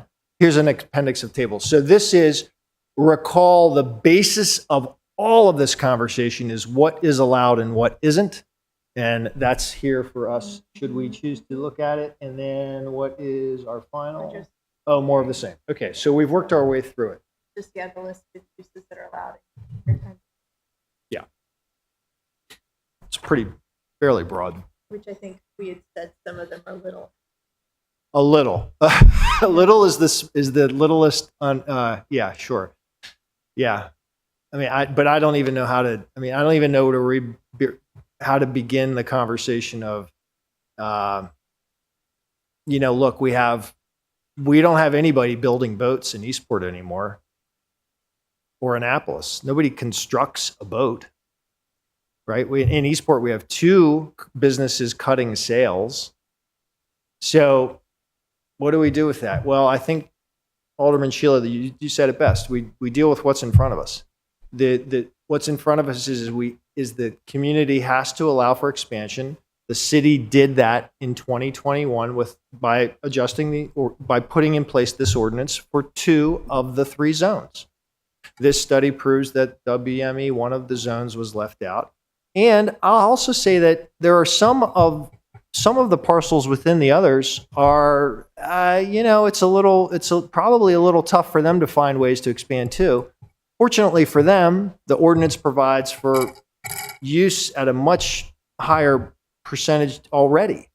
So, they're in a better shape, not great shape, but a different shape. Alderman Arnett? So I have a technical question. Sure. These last materials may or may not be our attachment 3, but at least for me, it's all scrunched up in the upper left-hand corner. I don't know how to get it down. Do this. Oh, okay. Are you So- looking at your computer or the Well, that's printout? not, But that's not not the the way. same as, Keep going, the next page. Oh, he's looking at his. I don't think there is a next page. I don't seem to have. So is And there's 3 pages to that. I think what's significant is the last page, which shows, because we're really talking about restaurants and how who can expand. I think that's the major concern. And the last page shows, So I I don't think, have if it. I'm reading it correctly. So I would like to see that, and Dude, particularly squeeze it restaurants. out. I can't. It's just your fingers. Get rid of it. I mean, Get rid of my fingers? yeah, that's what I said. Boy, are you mean? Are you a member of Doge or what? I'm tired of, I cannot. Okay. there you go. All right, See? but You have to use 2 fingers. I don't have any. I don't Okay, have go that. do it back in, then go to the next. Regina, you need to get over this dream. I don't. I'm sorry. I don't have that. Is it the use table you're looking I don't know what it is Because because. it's in the, Yeah, everything that you see on the Oh, it's in presentation is here? actually in the hard Okay. copy. All right. yeah, it's all here. Okay, so it's on page, Probably much. more at the legible. very end, under appendix. In Okay, the well, I will- binder, yeah, Okay. go to the back, Because it's not. it's at the very end. I do have it. Thank you. Look at it. Oh, so you don't want to look at it now after you went through all this? Well, I mean, this isn't. Wouldn't you not agree? I mean, thank you for all the analysis, but this is a little bit much to look at right now. But Sure. Okay, I'd well, I be thought happy to maybe walk you had a through it. question, that's all. No, I did. I wanted to know what it was. Good. So I'll ask a question. So the committee recommendations, are you looking for a sponsor to put forward these recommendations as legislation? I think that's actually our question to you all. We weren't sure what our next steps were. Now that we've done this work group, we didn't know where we're supposed to go from here. So, what would you recommend? Well, we don't know either. Okay. Well, No, I'm not. That's probably not. True. I think I'll there jump. was I'll an jump in the intent. pool. Yes. I There. think there was an intent when this Yeah. group was Yeah, there was an created. intent, and Alderman Sheila, I'll just I'll address it here. So in 2021, when this legislation was put in place, part of the agreement to do that was that the council allowed for the opportunity for this study to take place for smaller business within these zones. Okay, and that was to take place within, I believe, 6 months of the ordinance being signed and put into city law.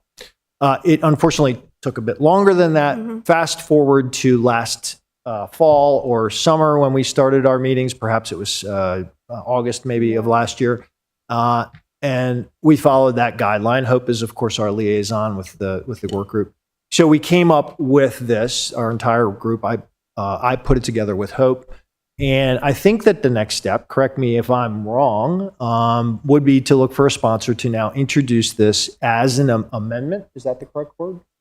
Is it an amendment to an ordinance? I'm not Well, sure it how would that be works. an ordinance, I think, to propose these recommendations, and then it would go into our fee Okay. schedule and whatever else Sure. is.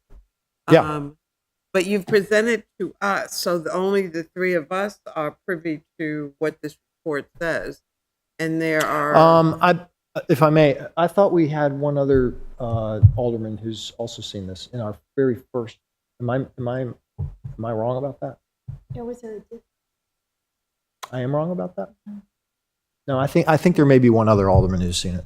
Yeah, I think that the I can't recall the history. legislation that asked us to do this work group really didn't give us ideas of where we go after the work group. So that's why, well, Who was the other Yeah. alderperson? You're testing my memory. did we go to economic Well, matters? We did. It was, so it must have been Alderman Savage. You haven't gone to us yet. Oh, we haven't done For economic, Economic matters. Matters, Okay. Who was Chair the of that. first? We had another committee, the very first committee that we went to. So was the Environmental Maritime Matters? Advisory Board. Me. It was the Maritime Advisory Board. Who is the Oh, alderman okay. on the Maritime? Oh, it was Alderman Ross, but was there a second I want to feel in that meeting? that's not Anyway. a committee of the council, Right. though. Okay, you're correct. I mean, but they make recommendations like all of our Yeah. committees do. Mhm. Well, I mean, surely they would weigh in, give their recommendation. Sure, but they would have to give recommendations to something, which means there should be legislation for them to make recommendations. Yeah, I wouldn't know the steps to amend or edit an existing ordinance. I would hope it wouldn't require yet another ordinance, but I don't know the rules. Well, let me suggest, and I'm opening it up to my colleagues. I know at least Alderman Arnett wants to analyze and digest. Sure. So maybe we will take a month and do that, and then ask you to come back. Or And maybe even have a city council work session where or a work everybody- session would even be better, be because exposed. then you'd have a broader Can we do audience. that? Yeah. Okay, great. But I would suggest that they have your report in advance of the work session. Great. I would think FedEx makes these like that. so. Well, we can. Ms. Eldridge is here to request the work session. Alderman Schneidermeyer. Thank you, Madam Chair. My one concern on work sessions is timing is a factor because we do have that cutoff date of June, July for new bills. Yes, Mr. Eldridge. Okay, so it's June or July. And it takes a month to get new legislation from submission into introduction. So we'd have to get something in the hopper by May. So let me, before we get that Conservatively. far ahead, since this is only affecting Ward 8, period, all of these maritime zones are in Ward 8. And at the last meeting, I asked you why we should do this, and you said as a matter of fairness. Mhm. And I was struck when you were doing all those arrows pointing to residential areas. This is fairness to them too. And these, you're talking about things that are drawing in a lot more, particularly restaurants, people into a ward that already is very shy of parking. And so I think this really does take a lot more analysis, but the implication of your presentation is the big marinas got it and the small marinas didn't. I think that was the intention of the task force.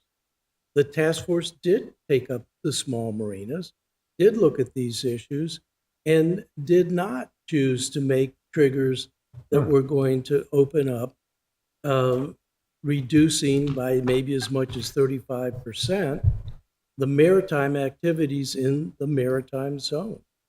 So I'm having a hard time warming up to why we would do this, except it's good for small businesses. And that is the steward's job for the city, is to represent small businesses. One of the things that I have proposed to the Maritime Advisory Commission, because it is small businesses, are there other ways that we can help small businesses besides diluting the maritime zone, creating business tax incentive districts, things of that nature? And that's what it's coming up again on the agenda for the next Maritime Advisory Board, and we're going to pursue that. And one of the things that I would want to see is, well, what can that do to help small businesses versus diluting the maritime? Because we have a lot of other pressures to dilute the maritime going on right now, restaurants being one of them, houseboats being another one, houseboats for rent. And so there's a bunch of things that are crushing down on these areas in Ward 8. And I don't think we can take any one of those in isolation. We have to look at the overall impact. And from my perspective, I have to look at the overall impact on the citizens and residents of Ward 8. And I can tell you that this is not getting a warm reception from them. And so to sell it to them, there's going to have to be a more what's in it for us kind of thing. What do we get out of this? What's the benefit to Ward 8? Now, if you said to me, you keep the marinas in business, I would perk right up. That would catch my attention big time. And that's why I'm already pursuing this other avenue of, I do want to keep, I'm in a marina in Ward 8. I do want to keep marinas in business. I hear you taking all of those small properties on Eastern Avenue and putting them into the R2NC as opposed to the Maritime. There are questions about the way the Maritime zones for people, for businesses that are on the water versus off the water. Scott Allen had a heck of a time selling his property on Severn Avenue, which wasn't on the water, was a sail-making operation, and he finally got the one of the environmental groups in there who are doing a good job of repurposing that property. But this isn't just fairness. If to I may small interject, I'm sorry, but I think you actually, I'm sorry. That's exactly the issue. It is one So of the Scott Allen has a property that's has to follow guidelines from 1987, right? And if that property, that piece of that real estate, that parcel, no matter what's constructed on it, must follow those guidelines from 1987. Okay, and if he's What's held, changed since 1987? well, Alderman Ross, I was born. frankly, I was born. I graduated high school when you were born. Yeah. So what's changed? Okay. Yeah, so, I I'll mean, take that that's one not head in on. here. So we do not have a McNasby's Oyster Processing Company any longer. We don't have what? McNasby's Oysters is changed, gone. That is an anomaly. I would it's in argue there. that's not an anomaly at all. That there's no, if it were an anomaly, there would be more than one of them. There isn't. So do you? If you it know were an the- anomaly, there would be the possibility of it returning, and there's not. So Okay. the genesis of the seafood selling actually came from the WMC and being able to sell fresh produce along the dock down at City Dock. Uh-huh. The genesis of the wards themselves, and you're right, I can't make a strong argument about what's the difference between WMM and WME, so we could fix that. I'm happy to hear you say that. But that's not going to what you want to do. That's keeping them maritime. But the genesis, according to Eileen Fogarty, who wrote the legislation, is that the WMC came first and then it propagated out. So it went to the WM next, and then the WME, and then across Back Creek to the WMI. That's not a sound reason or a strong reason for keeping the maritime zones configured. And I agree with you. You can make them all one zone. I think you can differentiate the WMI from the WME, WMM, and WMC. And I do think that another differentiation there is certainly in the WMM and the WME. They're buried in residential areas. They were there long before there was city code. They were there back at the turn of the century when it was mainly watermen who were living in the ward, as watermen who were building commercial fisherman craft at Sadler's right on 3rd Street and Spa Creek, amongst others. And still the rail is still there, Trumpies, all of those things. So there are historic rudiments. And one of the tasks that was put to the 2021 task force was to look into those things. They did look into them. They didn't choose to do anything about it. I am strongly disappointed with the legislation that came out of 2025. And in fact, the only reason I voted for it was because we added that reporting requirement, which none of the marinas are doing. We have no information, 46% response rate for 1 year, and it really doesn't show us change. So we can't look at what was the impact of the ordinance over time. And so we have to get anecdotal information. As far as I can tell, even Jabins hasn't done anything with his restaurant. I think Annapolis Landing or Port Annapolis is trying to revive that small deli area there, but I haven't really seen, or nor do I know, nor do we have any reporting on the outcomes from the original legislation. So asking to get into new legislation when we really have no information on what we accomplished, if anything, from the last legislation is a little tough to take. And a lot of these things will potentially have, I won't say will have, because we're dealing with Spectre here just like we're dealing with Spectre for affordable housing, but could have significant impact on people being able to get out and use Annapolis waters and get boating services in Annapolis water. And so more restaurants is certainly not the answer to that. It may be, although I wonder, I talked to Rod Jabin, restaurant business is only a little less flaky than maritime business.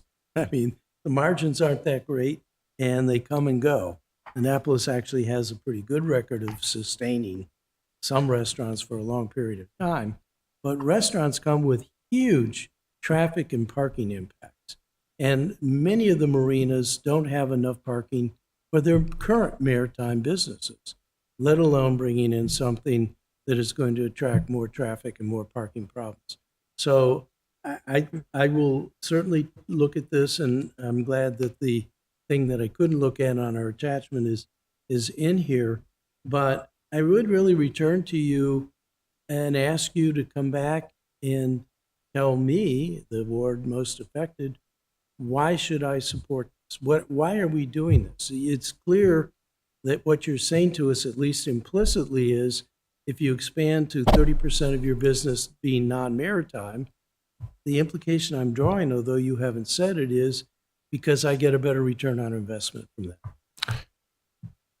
All right. Thank you, Alderman. It is true this is your ward. It is also true that we all passed this legislation.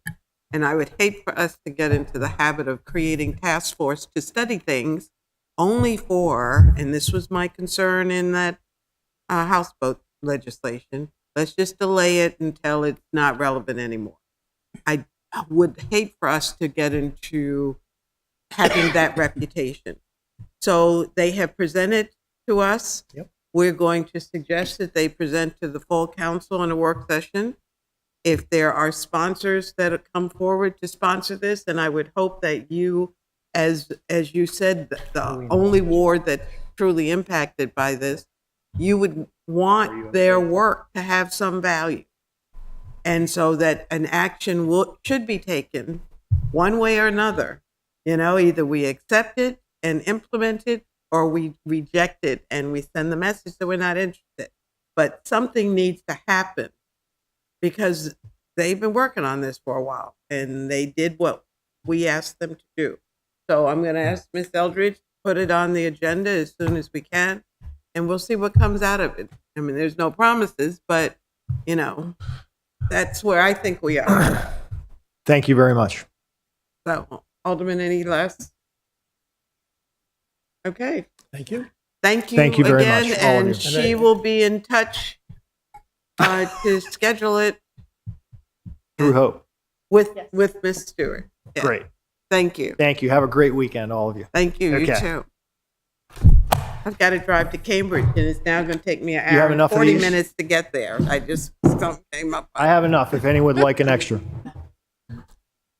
Would she like Well, one? we'll take the copies so we can have them for the rest of the Yeah, I council. definitely would like copy. Yeah, just bring, Yeah. One or two? oh, Well, maybe.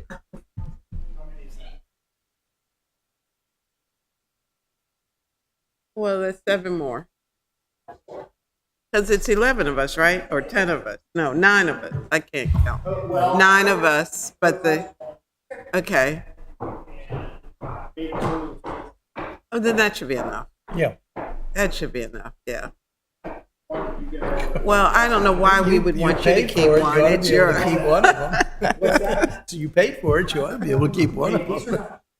I'm impressed. Thank you. You too. Okay. Now for the easy one. You know what? Yeah, all right. Oops. Do you have a pen? Look over the next rolls. Okay, next item, rules and regulations, payrolls. You sure you want to leave those? I would hold on to them until the work session or something. Okay, yeah, because I don't want them to disappear for the work session. I'm going to put mine in my desk so you can remind me of where mine is. All right, Ms. Hopkins? Good Thank you. afternoon. Tricia Hopkins, Human Resources Manager. Assistant City Manager Vicki Buckland and I are here to bring before you, this is what our format is going to be for all of our rules and regulations coming forward. We're going to divide up the 1992 document into sections, and we're going to lead with our payrolls here because we are anxious to implement this classification and compensation study. We have incorporated in this many of the recommendations and conference that's occurred with city management around the classification and compensation study by the consultants. One of the things that we learned in that process was that the manner in which we compensate individuals that are moving through the pay scale and are being promoted, being reclassified, is lagging other of our comparable jurisdictions.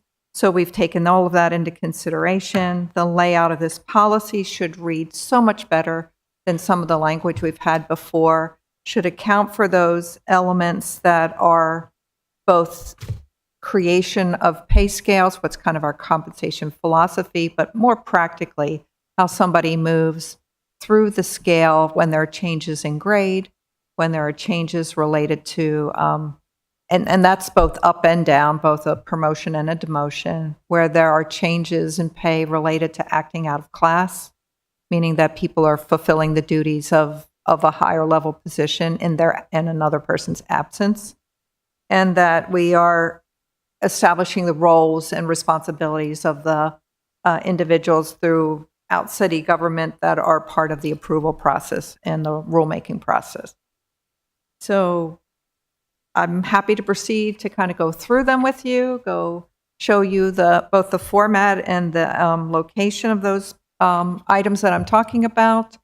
We want very much to get this done very quickly so that we can implement the resolution and the exempt service bill in short order. So we can, in fact, what we've been waiting for a long time to do for those infected employees, we can do so reasonably quickly so that we're establishing some changes that give us better uniformity even to what we've done in the past. One outcome of having a pay change rule that says 5% on promotion is that there's the structure of our pay scales are 7.5% between grades, so that if somebody gets a 1 grade change, they get 7.5% increase in pay. Even when you apply the 5% calculation and then fit them on the next step closest to, but not less than 5%, they get 7.5%. We negotiate it with the police department to keep that as their base, so that when somebody's promoted to skips 2 grades, that those individuals are going to give a calculation based on 7.5%. We have, you'll see in here, we have a range that gives us some role and responsibility in order to deal with pay concerns when people go 2 grades, 3 grades, or multiple grades, so that they don't ever get compensated less than somebody that has a 1 grade change. Another part of this is giving ourselves the opportunity and actual pay language to support it to deal with equity changes. So if we find out that somebody, we have these variations that just tend to happen in the world when somebody's hired in an employer's market, they may not ask for or receive a pay that's commensurate with somebody that you're trying to get when you have scarcity of qualified applicants and you have the opportunity to reevaluate what you can bring them in as in order to fill a critical job, fill a critical need. So pay equity is also built into this, gives us the opportunity to not be restricted to one pay change within a fiscal year or a anniversary year for a person, so that if we note and see that there's a pay equity concern, we can make those corrections as they occur. So that's kind of the high level review of that. I do this already. I've laid out the criteria in here for when somebody is hired, what kinds of analysis is necessary before determining a rate of pay. We are applying that analysis to other situations that have to do with pay changes when people are promoted as well. And then you'll also see in here, it's more of a placeholder. It's not that we're funded for it this year, but as times may get scarce, we may want to consider retention bonuses or recruitment bonuses, something that both attracts individuals but doesn't add to their pay for the rest of the time and then create some pay equity concerns, but gives us a mechanism in order to do an enticement and to come and an enticement to stay. So that we want to have parameters around as well, and you'll see that within the pay rules. But we are taking this opportunity to do all of the things that were part of the study and all of the things that we've taken a look at to see what we believe would be reasonable criteria and constraints in city government. We know that those things that have financial or budgetary impact, that's something we're committed to handling through a budget process as well. And so you'll see in the language that that was anticipated. Can Want we to say jump in? something else? Yeah. So obviously the personnel rules and regulations are very extensive. It's obviously a lot more than just this. So we're taking a little bit more of a piecemeal approach rather than like throwing and waiting, frankly, until we have everything ready before we look at any of it. So it is a piece of that will replace a piece of the current personnel regs. It's intended to do a couple of things. There, as Tricia indicated, there are a number of places where the class and comp study, and frankly our own experience, was that we didn't have a few tools in our toolbox that it would be really nice to have. So there's some additions here. Like there's no mechanism right now for doing any kind of looking at internal equity of pay. When there's what? There's no mechanism right now within our rules and regulations for looking at equity, pay equity, and being able to make adjustments. So there's language in here for that, and some other things. And then there are adjustments where our existing language doesn't really seem to be giving us the outcome that we're looking for. The pay on promotion being sort of like one of the biggest examples. So what you'll end up seeing in here, if you were to compare this to the current language, is adding some tools and adjusting some tools for those sections of the existing regs. Mm-hmm.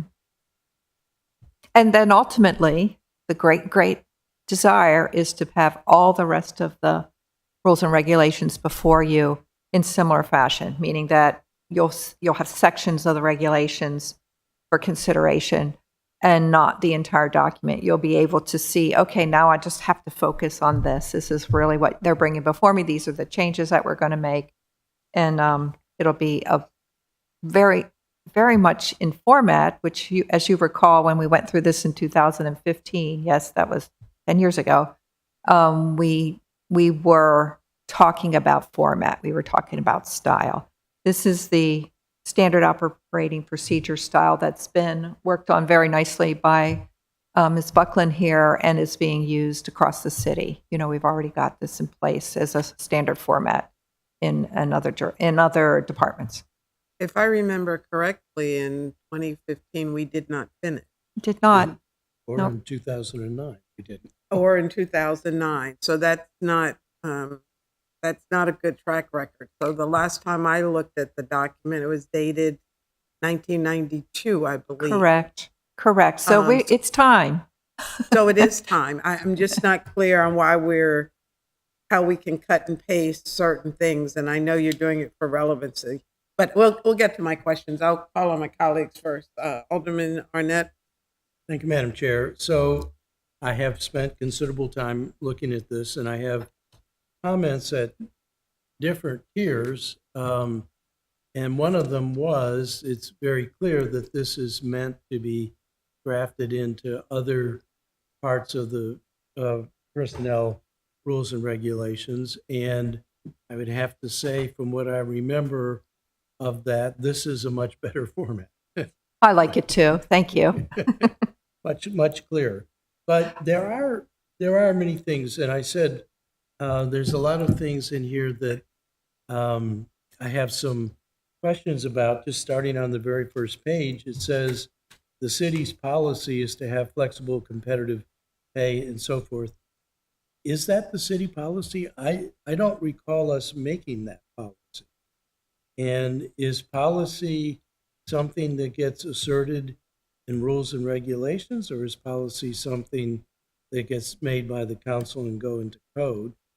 And that, I'm just raising that, I'm throwing it out there.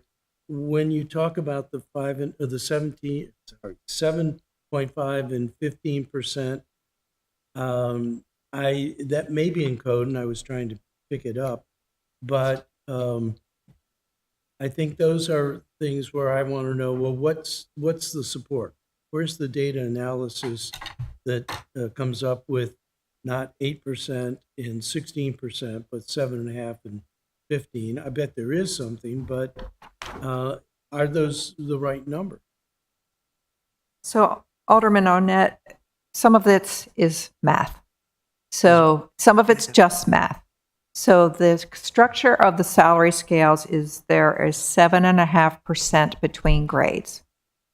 So as I said in my opening, when an individual's position or an individual gets promoted to a position that's a 1 grade change, they are going to get 7.5% increase in pay.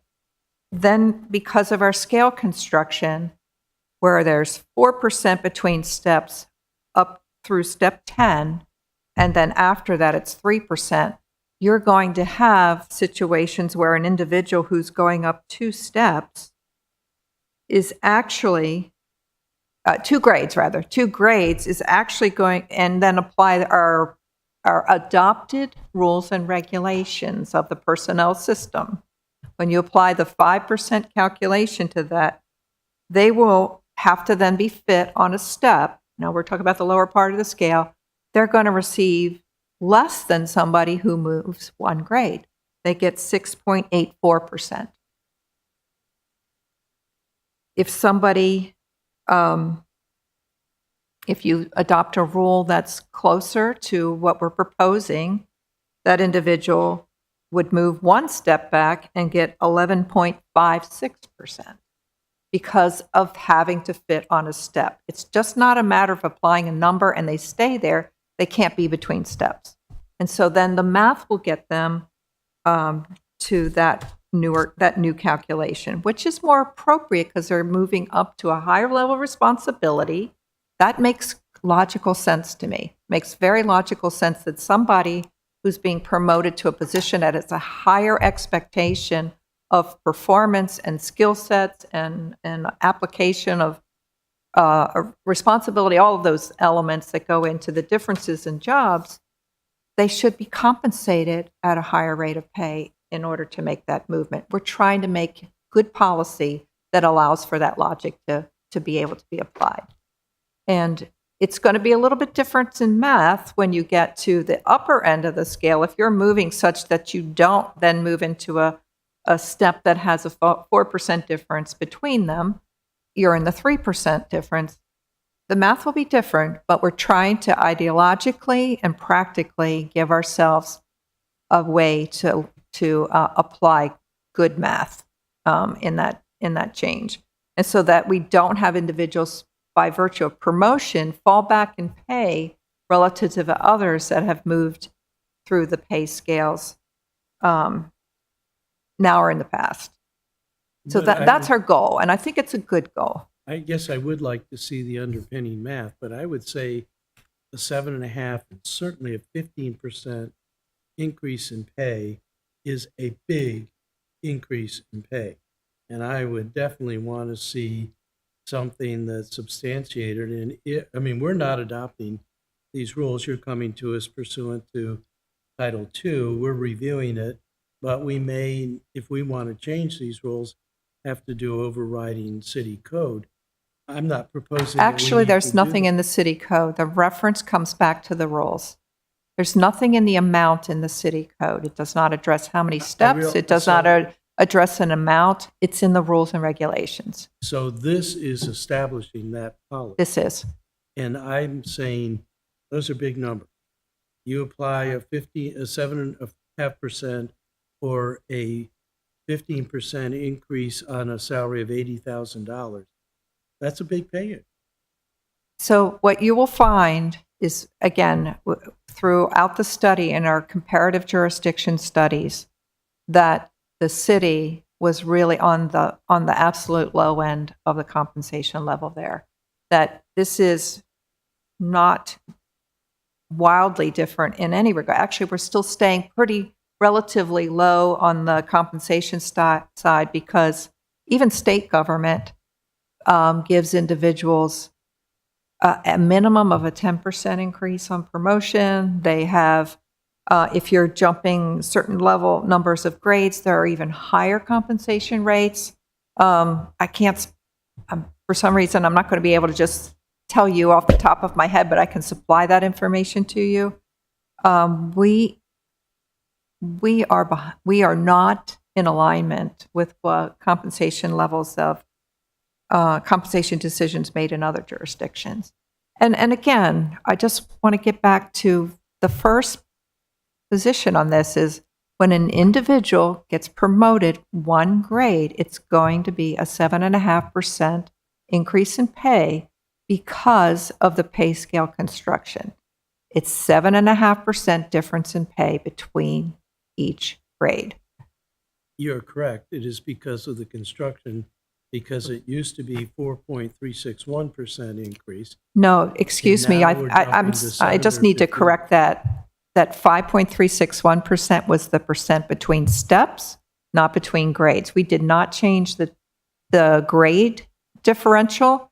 We kept that salary grade structure the same. What we changed was the width and the step amount between. And so what you actually had with the 5.361% impact or step amounts, so much variation in people's promotional amounts, so much that we're trying to get to a place where we're making that more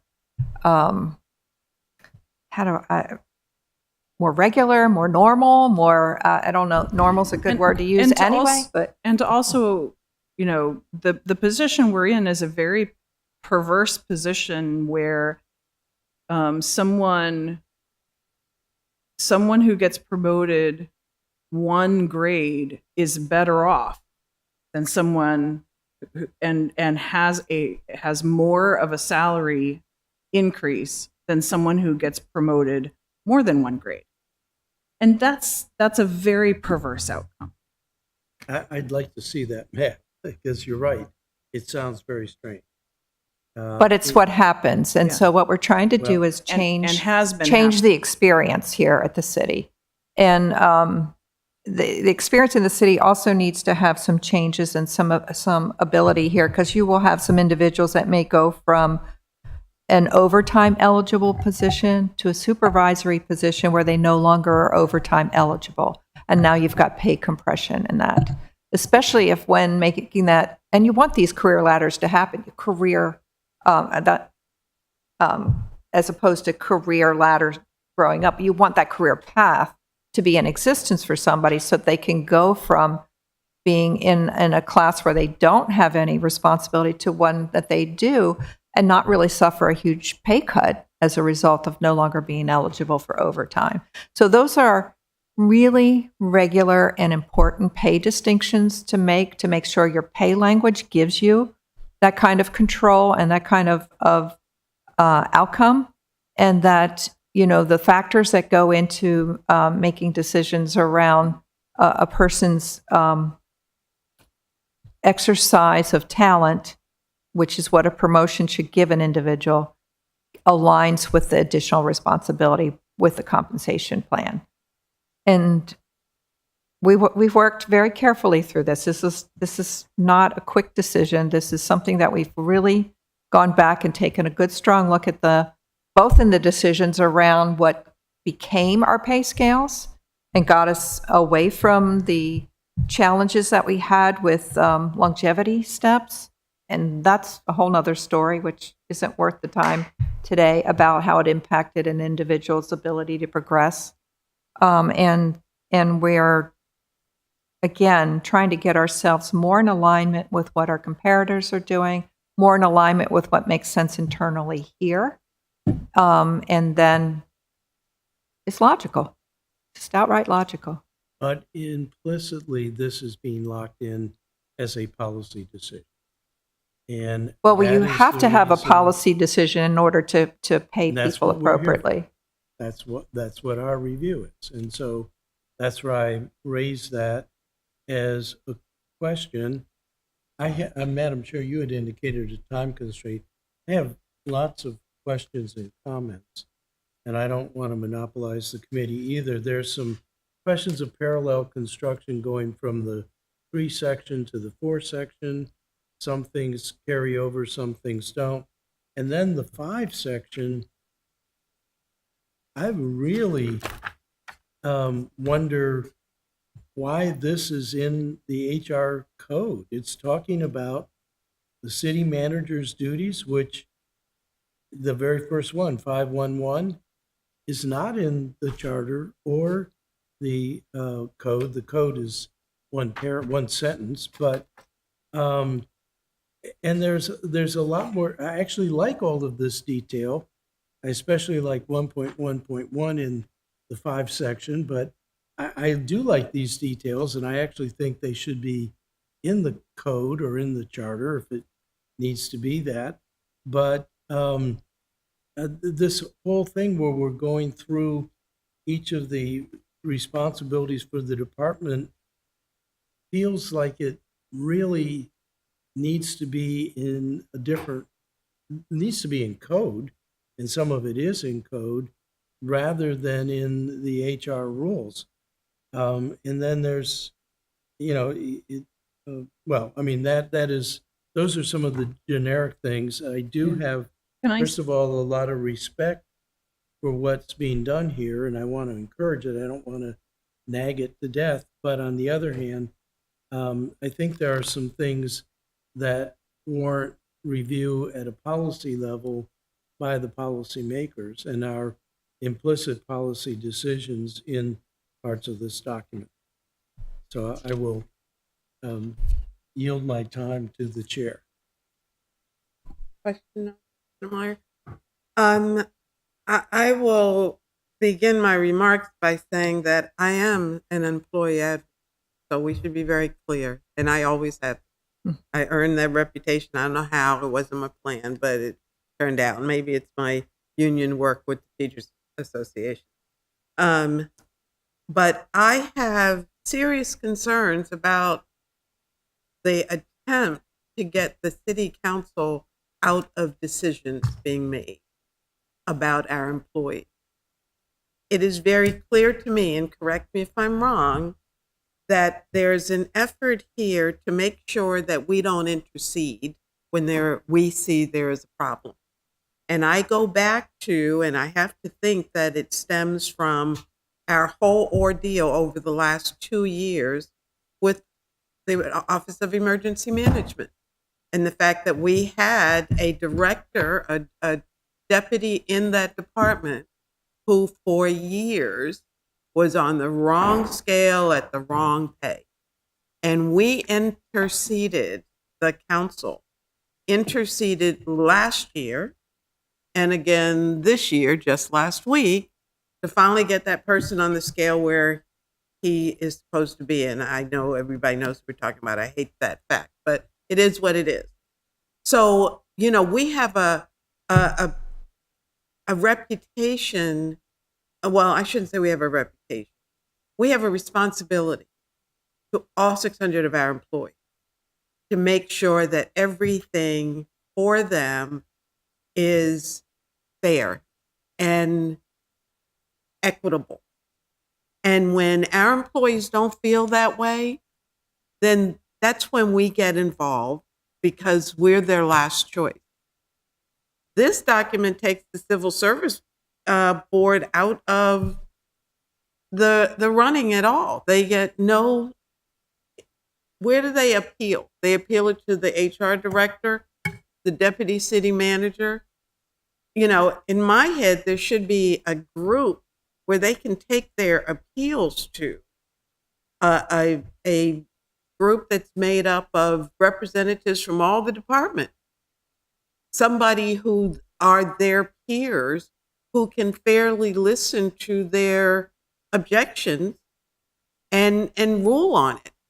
But there is no, and this was in the 1992 document also, okay, which I grossly disagreed with when I read that years ago.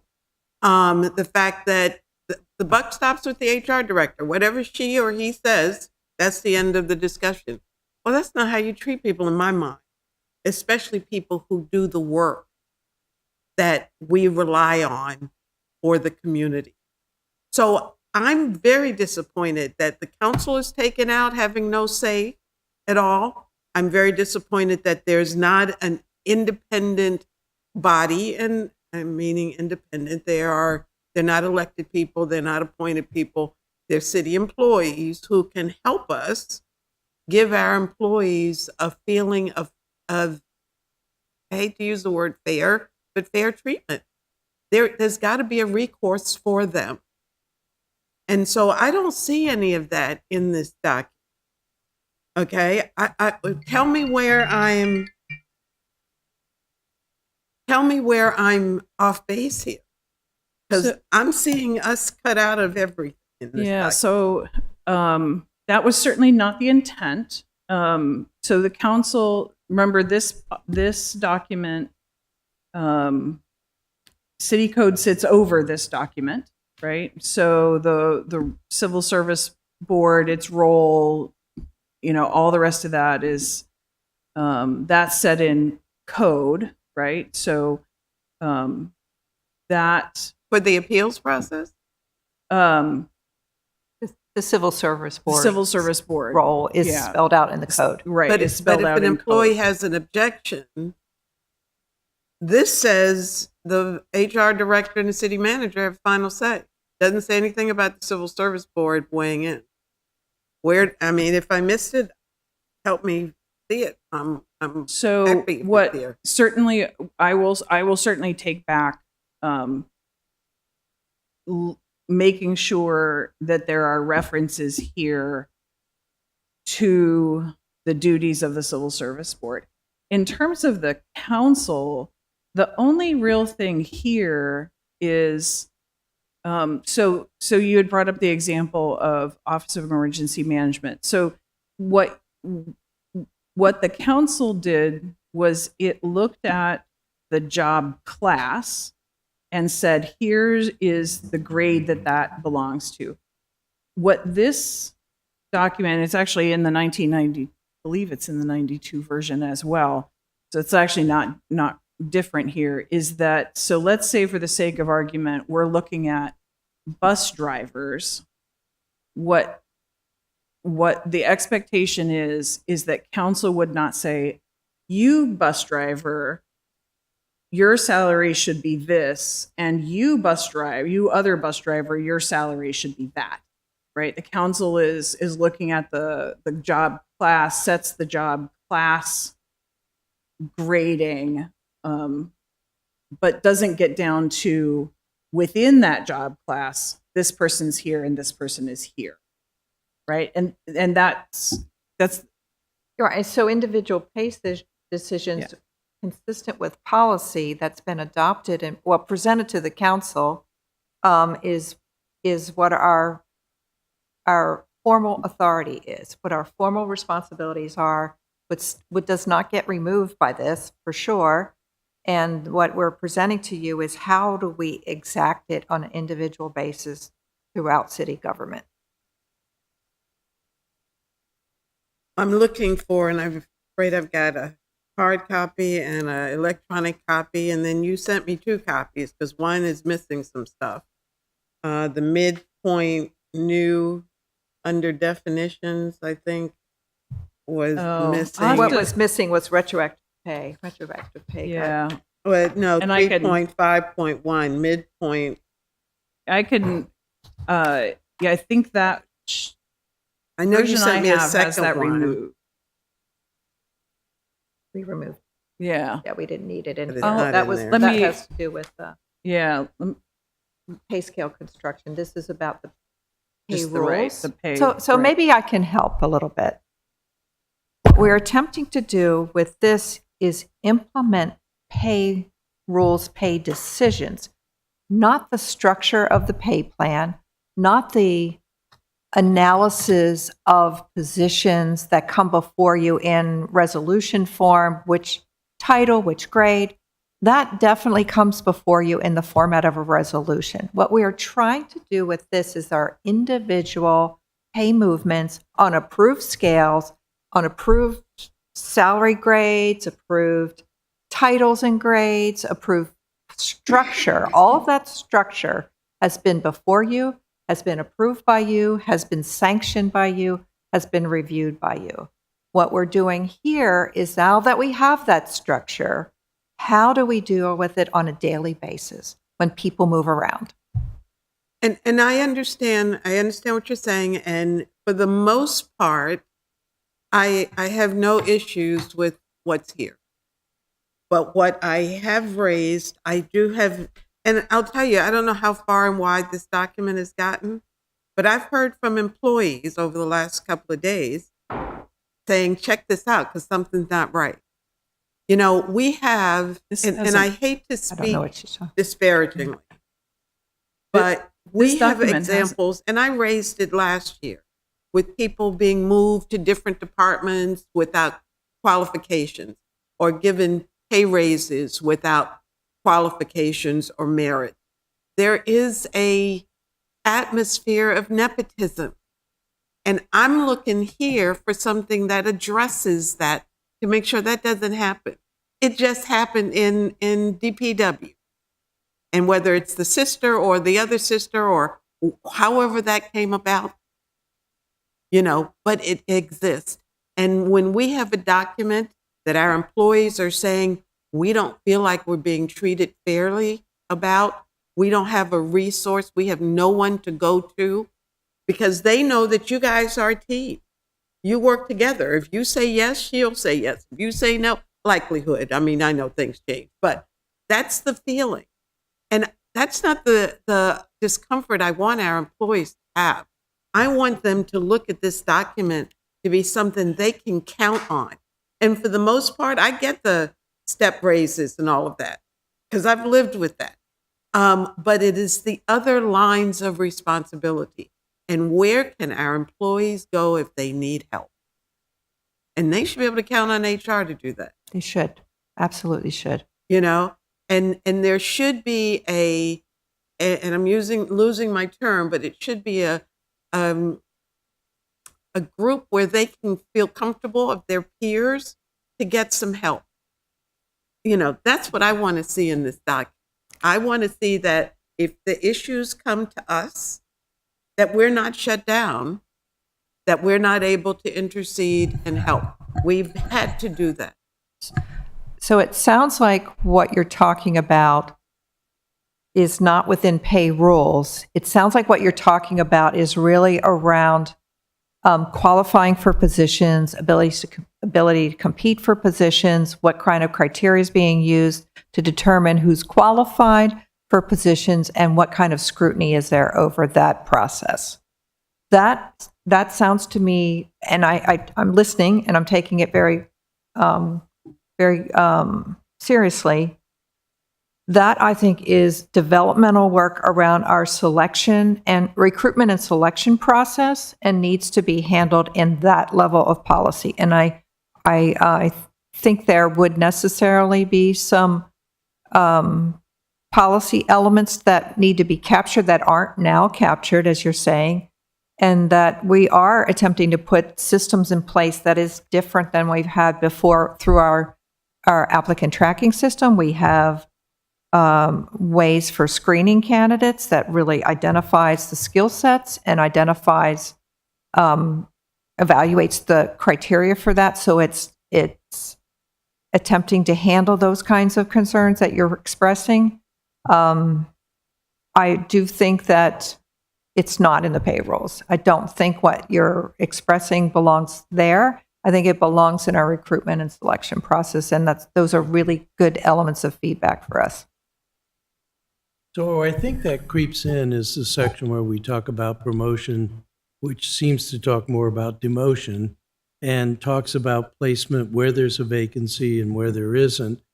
And I think you're right. I think that has to be touched on here, but then there's another section that we're not looking at that is in the standard operating procedures. And I, looking at a lot of my editorial comments, which are mostly editorial, not critical, I assure you. A lot of it was because I was missing the context of the other things that go along with it. And if you could see the whole document, you would see how that all fits in. Yeah. I noticed that towards the end, when we jump from section 5 to section 6 and then section 7 and then section 8, those aren't filled in. I have the work sheet on section 8 is quite a mystery to me, but maybe it doesn't need to be explained to me. I don't know. But in any event, I do. So There's always this uncomfortable tension between how the electeds should be interacting with the administered.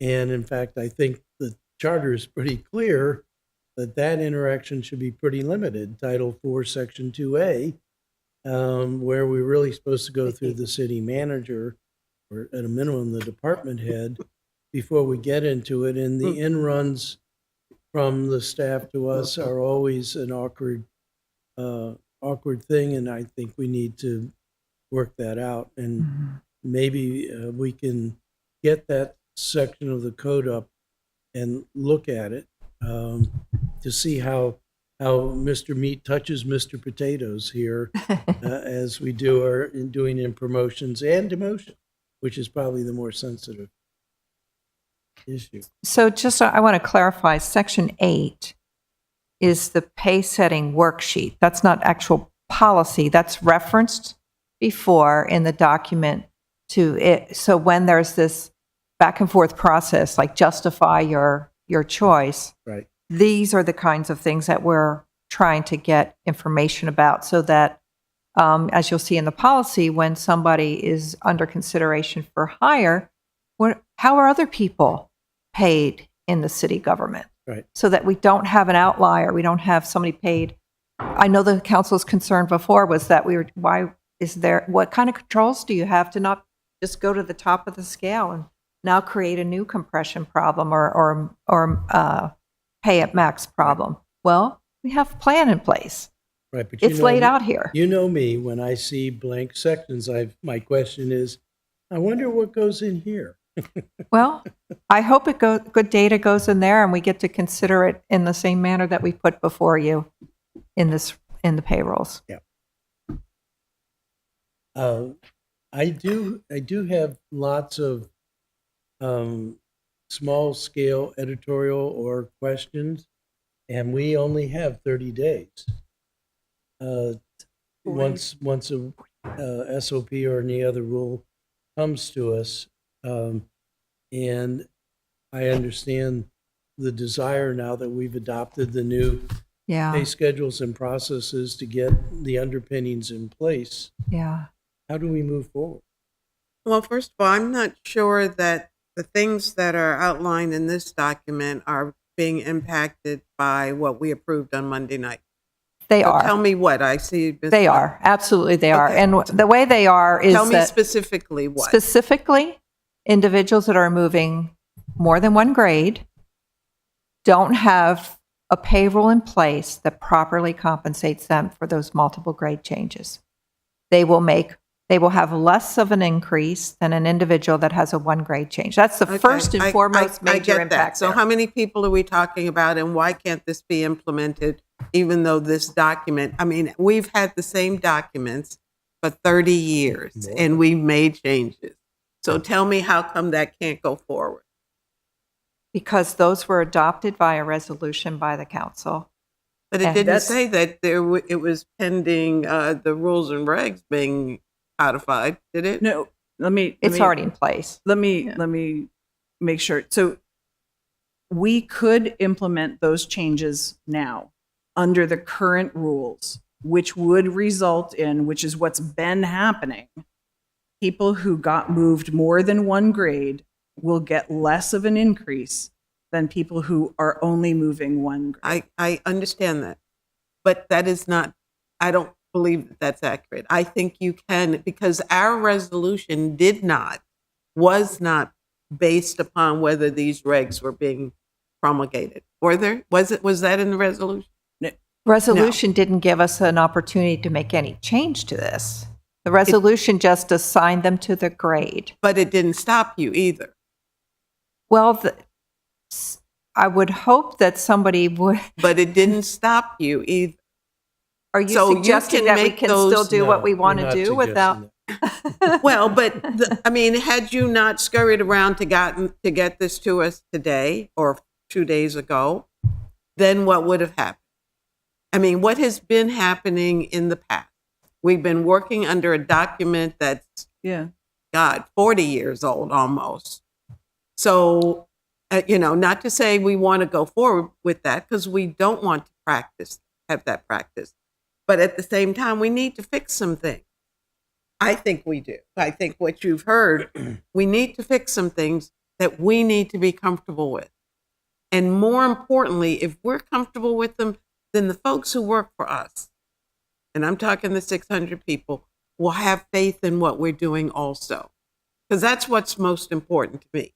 I mean, we'll get over it, but the employees that are here giving their lives to this city and doing their very best want to know that they're being treated fairly. And we would not want to do anything different than that. What we would like to do is what we're proposing to do. If you're suggesting that we don't have a constraint right now, perhaps we need to make sure we get a legal opinion on that. But, I don't I know what wouldn't you mind mean by doing the not best having logical- constraints. That's not, it's either this or that and nothing in between. I want the in-between that's going to protect our employees, make sure there's no nepotism, favoritism, okay, that they're going to be treated fairly. That's the bottom line.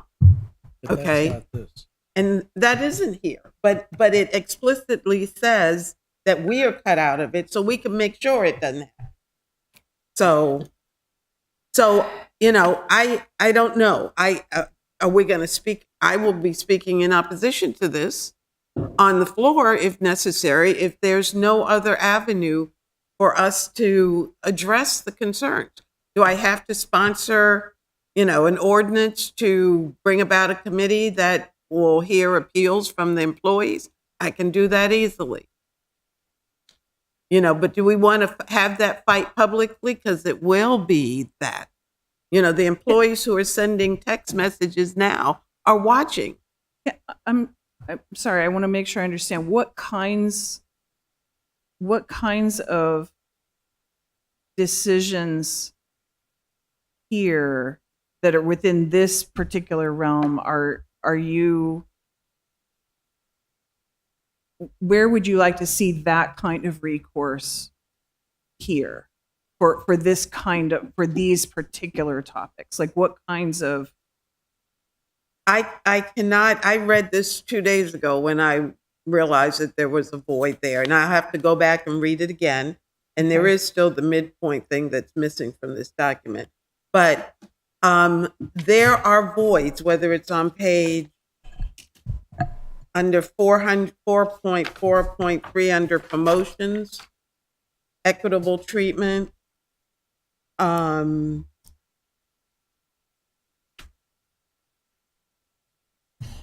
and I thought I had highlighted some, but I can't seem to find what I highlighted in my. I thought what you sent us was two different versions of the same document. I think that when it appears that when I went to create the PDF version, that some of the things changed. So and they should have been the same, and they clearly weren't. So I need to go back and check. So let me just speak to the midpoint language.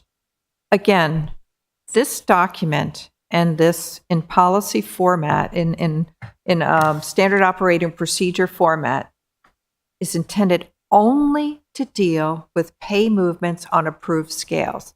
The midpoint information that was there once upon a time, we were mixing up our purposes.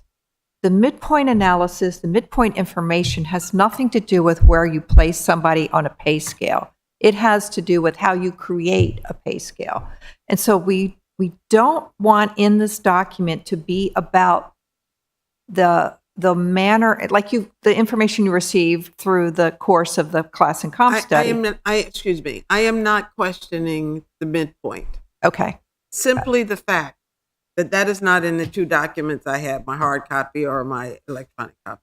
That 3.5.1 midpoint, and it was labeled new, is not in either of the documents I'm reading in front of me. And shouldn't be. And it shouldn't be. And it should be. So that's what I'm saying. Should not be. Oh, should not be. Correct. It got removed. I don't know why it's in. I will have to go back and see why it's still in one of those. It should not be. It should only be in a policy, in a standard operating procedure document. Let me be clear about it. It's a standard operating procedure document that will address how we go about salary surveying, how the creation of pay scales happens, how we negotiate that, how we come before the council with that. It would be all of that related to a pay plan creation, not how you move through established pay plans and in the manner which I just described them. This should only be cleanly addressing the way somebody moves through established scales. Okay, so what can we put in this document that gives us and the employees an avenue for help? So I mean, we obviously don't have the Office of Law here. I think there's probably an important review around roles in establishing and approving pay plans, and then to what extent the council has a role in individual decisions related to employees. And I can't offer you feedback on that from a legal perspective because I'm not the legal advisor here. But it sounds to me that's really the distinction between the two. I'm not trying to get into the bargaining or negotiated item. So period. this is not that. No, it is This not. is only moving through the pay scales, both coming onto it and how you move once you're here on an individual basis. And how do we assure that those actions are equitable and fair? By what we're trying to do here is to give you the criteria by which that's evaluated, and that we are being held responsible through a standard operating procedure to consider those elements when making those decisions.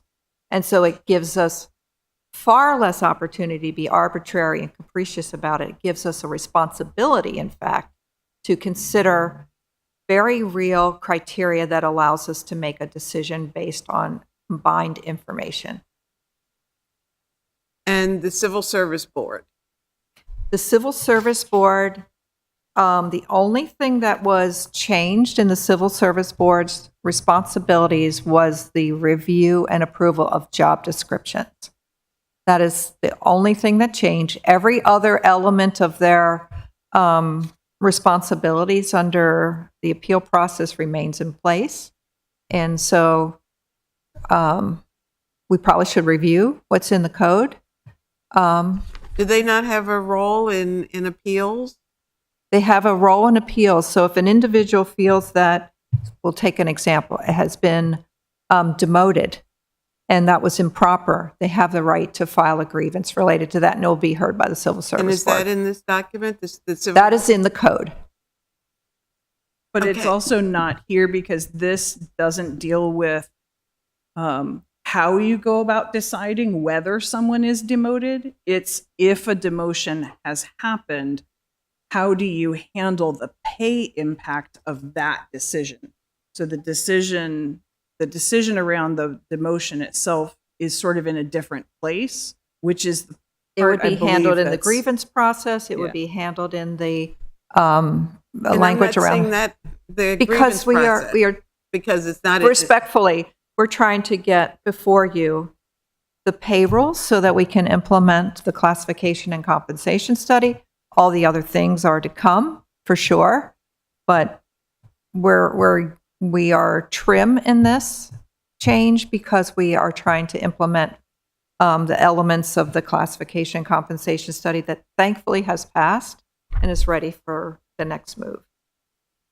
Well, I guess that's even confusing in that we have room for the city manager, for the finance director, for the HR manager, so we and all the directors. So there's space for those things to go in, but not the Civil Service Board and their responsibility.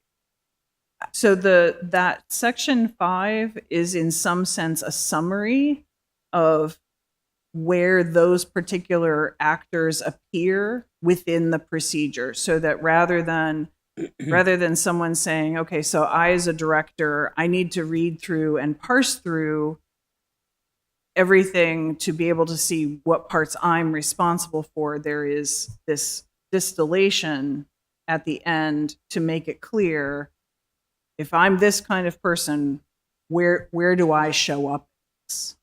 So again, why wouldn't the Civil Service Board be listed in this section?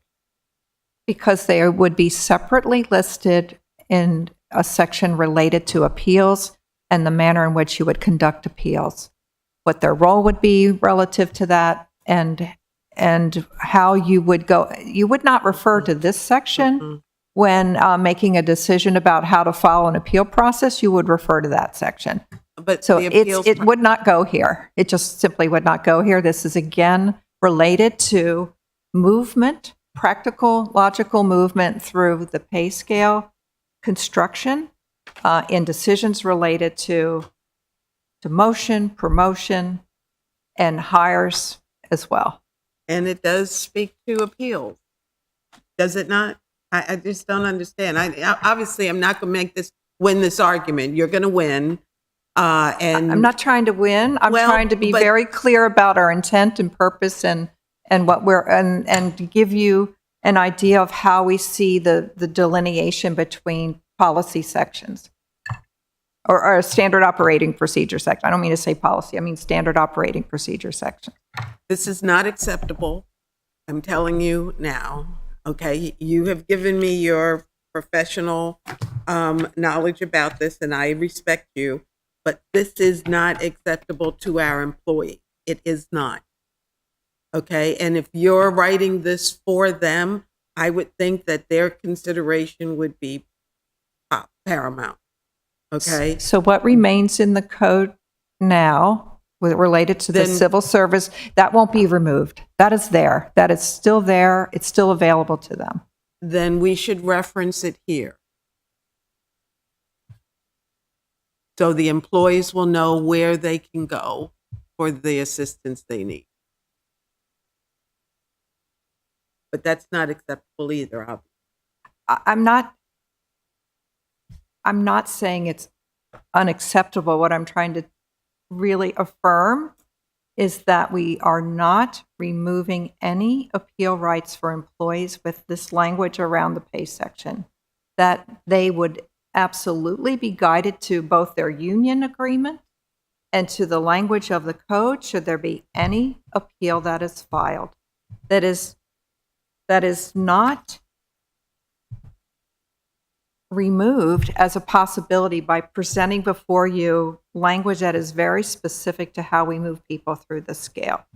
So if somebody experiences a demotion, that's an example, that they have the ability through the language that's already there in other sections of the policy, the rules and regulations that has not yet been put in this format, and through the code language with regard to, it's not just appeals that are listed under the civil service section, it is played out also in the employee and labor relations section of the code. And so the rights of employees are delineated there, the rights of employers are delineated there.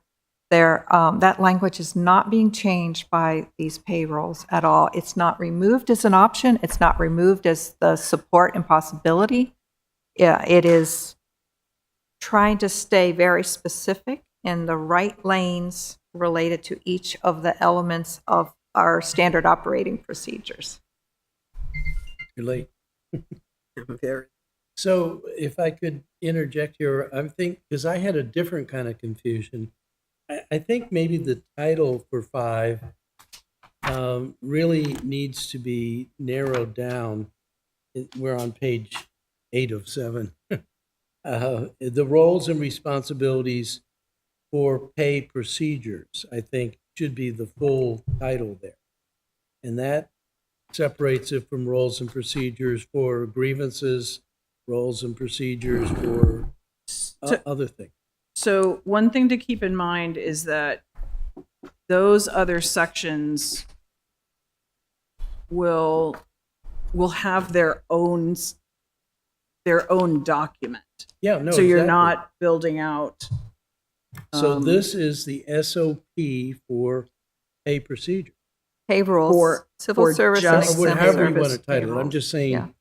if the title in section 5 was a little more expansive, it would say we're dealing with how people get paid, not how people grieve or how people report Yeah. to work or So something. that's really just a format thing. It's Yeah. within Oh, no, the I see. policy and procedure for civil service and exempt service payrolls, and the roles and responsibilities go relative to this. Yeah. Very specific. As I said, a lot of my Yeah. comments were more editorial or Yeah, thank constructive, you. which I'd be happy to sit down and go over with you.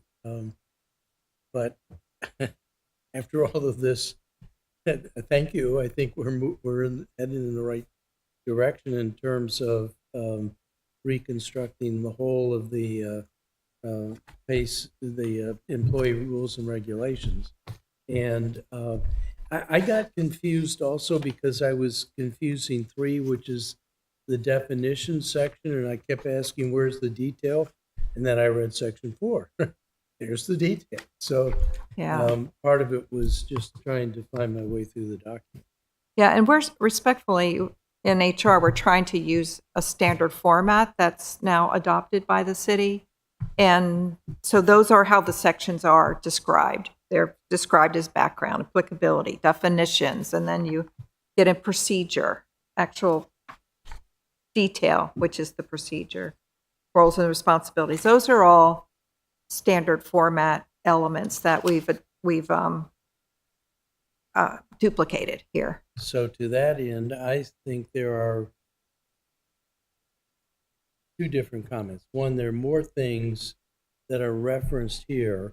2 of the ones that I came up with that are referenced here but not explained are merit pay, performance reviews. They're mentioned here, but they're actually handled someplace else in the code. What we're trying to do with Title 21, and maybe what we need to do throughout the entirety of the city code, is have all the definitions in one place. And it will be a comprehensive list. We've expanded 2172, but some of the same definitions that are in 2172 are terms used elsewhere and not always in the same way. In fact, between 17 and 21, there are a lot of terms used different. So again, we're getting into making the sausage and forgetting what the objective is here. I do think there are things we can do to improve, and I do think we need to figure out how what is the role of the council, and how do we balance some sort of if you're not getting satisfaction within the chain of command, the internal rules, is there someplace else you can go to seek relief? Doesn't mean you're right in wanting those things, but it may mean that we need that kind of a relief valve. I don't know if that's speaking exactly to what you're professing, but I think there is something that is an external to us and to the administration kind of body, which I thought the Civil Service Board was. Obviously, they don't hear all things, and that's probably part of the problem. But I am looking at the language that explicitly says the city council is not to interfere in increasing or decreasing salary for individuals, Yeah. and it speaks nothing to disparate treatment of employees. 425. 4.2.3. Yeah, and that is to get back to what I said earlier. That's about differentiating between this particular person within a class and this other person within a class, right? What council does every year, we just did again with class and comp. It sets here's the classification structure, here's the grades associated with them, and those apply, those broad parameters, that structure that Tricia was talking about, that applies to anyone who falls within that job. That's completely within your purview. That's not what I was talking. Yeah, And that's not what happened with OEM. It's not what happened with the law department over the years and other departments. So, but it has happened, and I'm hoping that we don't have to address this in other fashion. I will seek to do the legislation to create an ad hoc committee for the employees to make their appeal when they feel that there has been desperate treatment. Because that's my major concern, not the fact that the council is being cut out of, other than the budget process when there is something that is we find that is inappropriate. That is an editorial comment that I had made, which is that we needed to expand that once it's been adopted by the council through resolution in the annual budget, or something that makes that more explicit. Even though we know and other people might not know that is the council's role in the budget side of things. And so I thought just having a little more explanation there once it's adopted by the council through the annual budget process.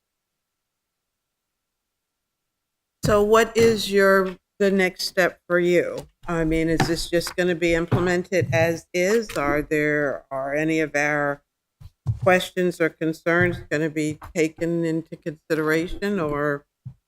So my understanding of what's in the code is that after any proposed personnel rules have been submitted, there is a 45-day review period by council. You, I believe, should verify this, that council has the ability to, obviously, this is why we're having a conversation, right? If there are things that in the course of that conversation, we say, yeah, we should, like, there are a number of things I've made notes about that we need to like go look at. If we end up in a place where there's not agreement, council does have the ability to by resolution make amendments to this. Or if you were wanted something to become effective immediately, you'd be able to do an amendment or a resolution to move up that 45 days. But failing a resolution from council, then after 45 days, those would become active. That's my understanding of how the code is currently written. Should probably get confirmation. I Yeah. actually wrote that section of the code, and it's 30 days, Great. and we can overrule it only by changing the overriding city code. So it's not resolution. It would be saying in city code, there will be a external grievance body or whatever we're talking about, and then that would have to be implemented in the standard operating procedures. But we do not have, Mr. Lyles and I argued about this back and forth, we do not have the power to say no to what you have done except by overriding it by legislation. Hopefully, we would do this we're friends, we all have the same goal here, and if there's things that we think could be tweaked up better, that those would get tweaked up better, and I think we can still do that. Yeah. But we explicitly do not have the power to change standard operating procedures as they're presented to us. And again, I have to thank you for bringing this to us, because most of the departments are ignoring that section of the code. And they're just going ahead and writing new rules and procedures, lickety-split. So the planning director just talked about one the other day, and I'm saying, whoa, we haven't seen that. Where's that new rule? But it was because the Office of Law was really intended to take much of what was in city code and put it into rules and regulations. And this actually was generated with the Title 22. What is Title 22? I can't think of it now. APF. I can't think. But anyway, Title 22 is yeah. adequate public adequate facility. facility, APF. I knew the initials, I couldn't think. Anyway, so that whole process may get defined by another council, but you're doing exactly what the code Yeah. asked you to do, and hopefully we'll work with you collegially to get it, and presumably there'll be another time when we'll get into other sections of the HR code and go through a similar kind of, thank you for explaining it to us, and here's our drug.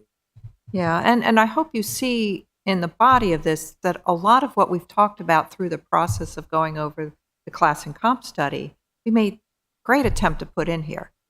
I mean, things that I've said publicly around what kind of pay decisions are made, what criteria goes into it. I wanted to make sure it's in this document.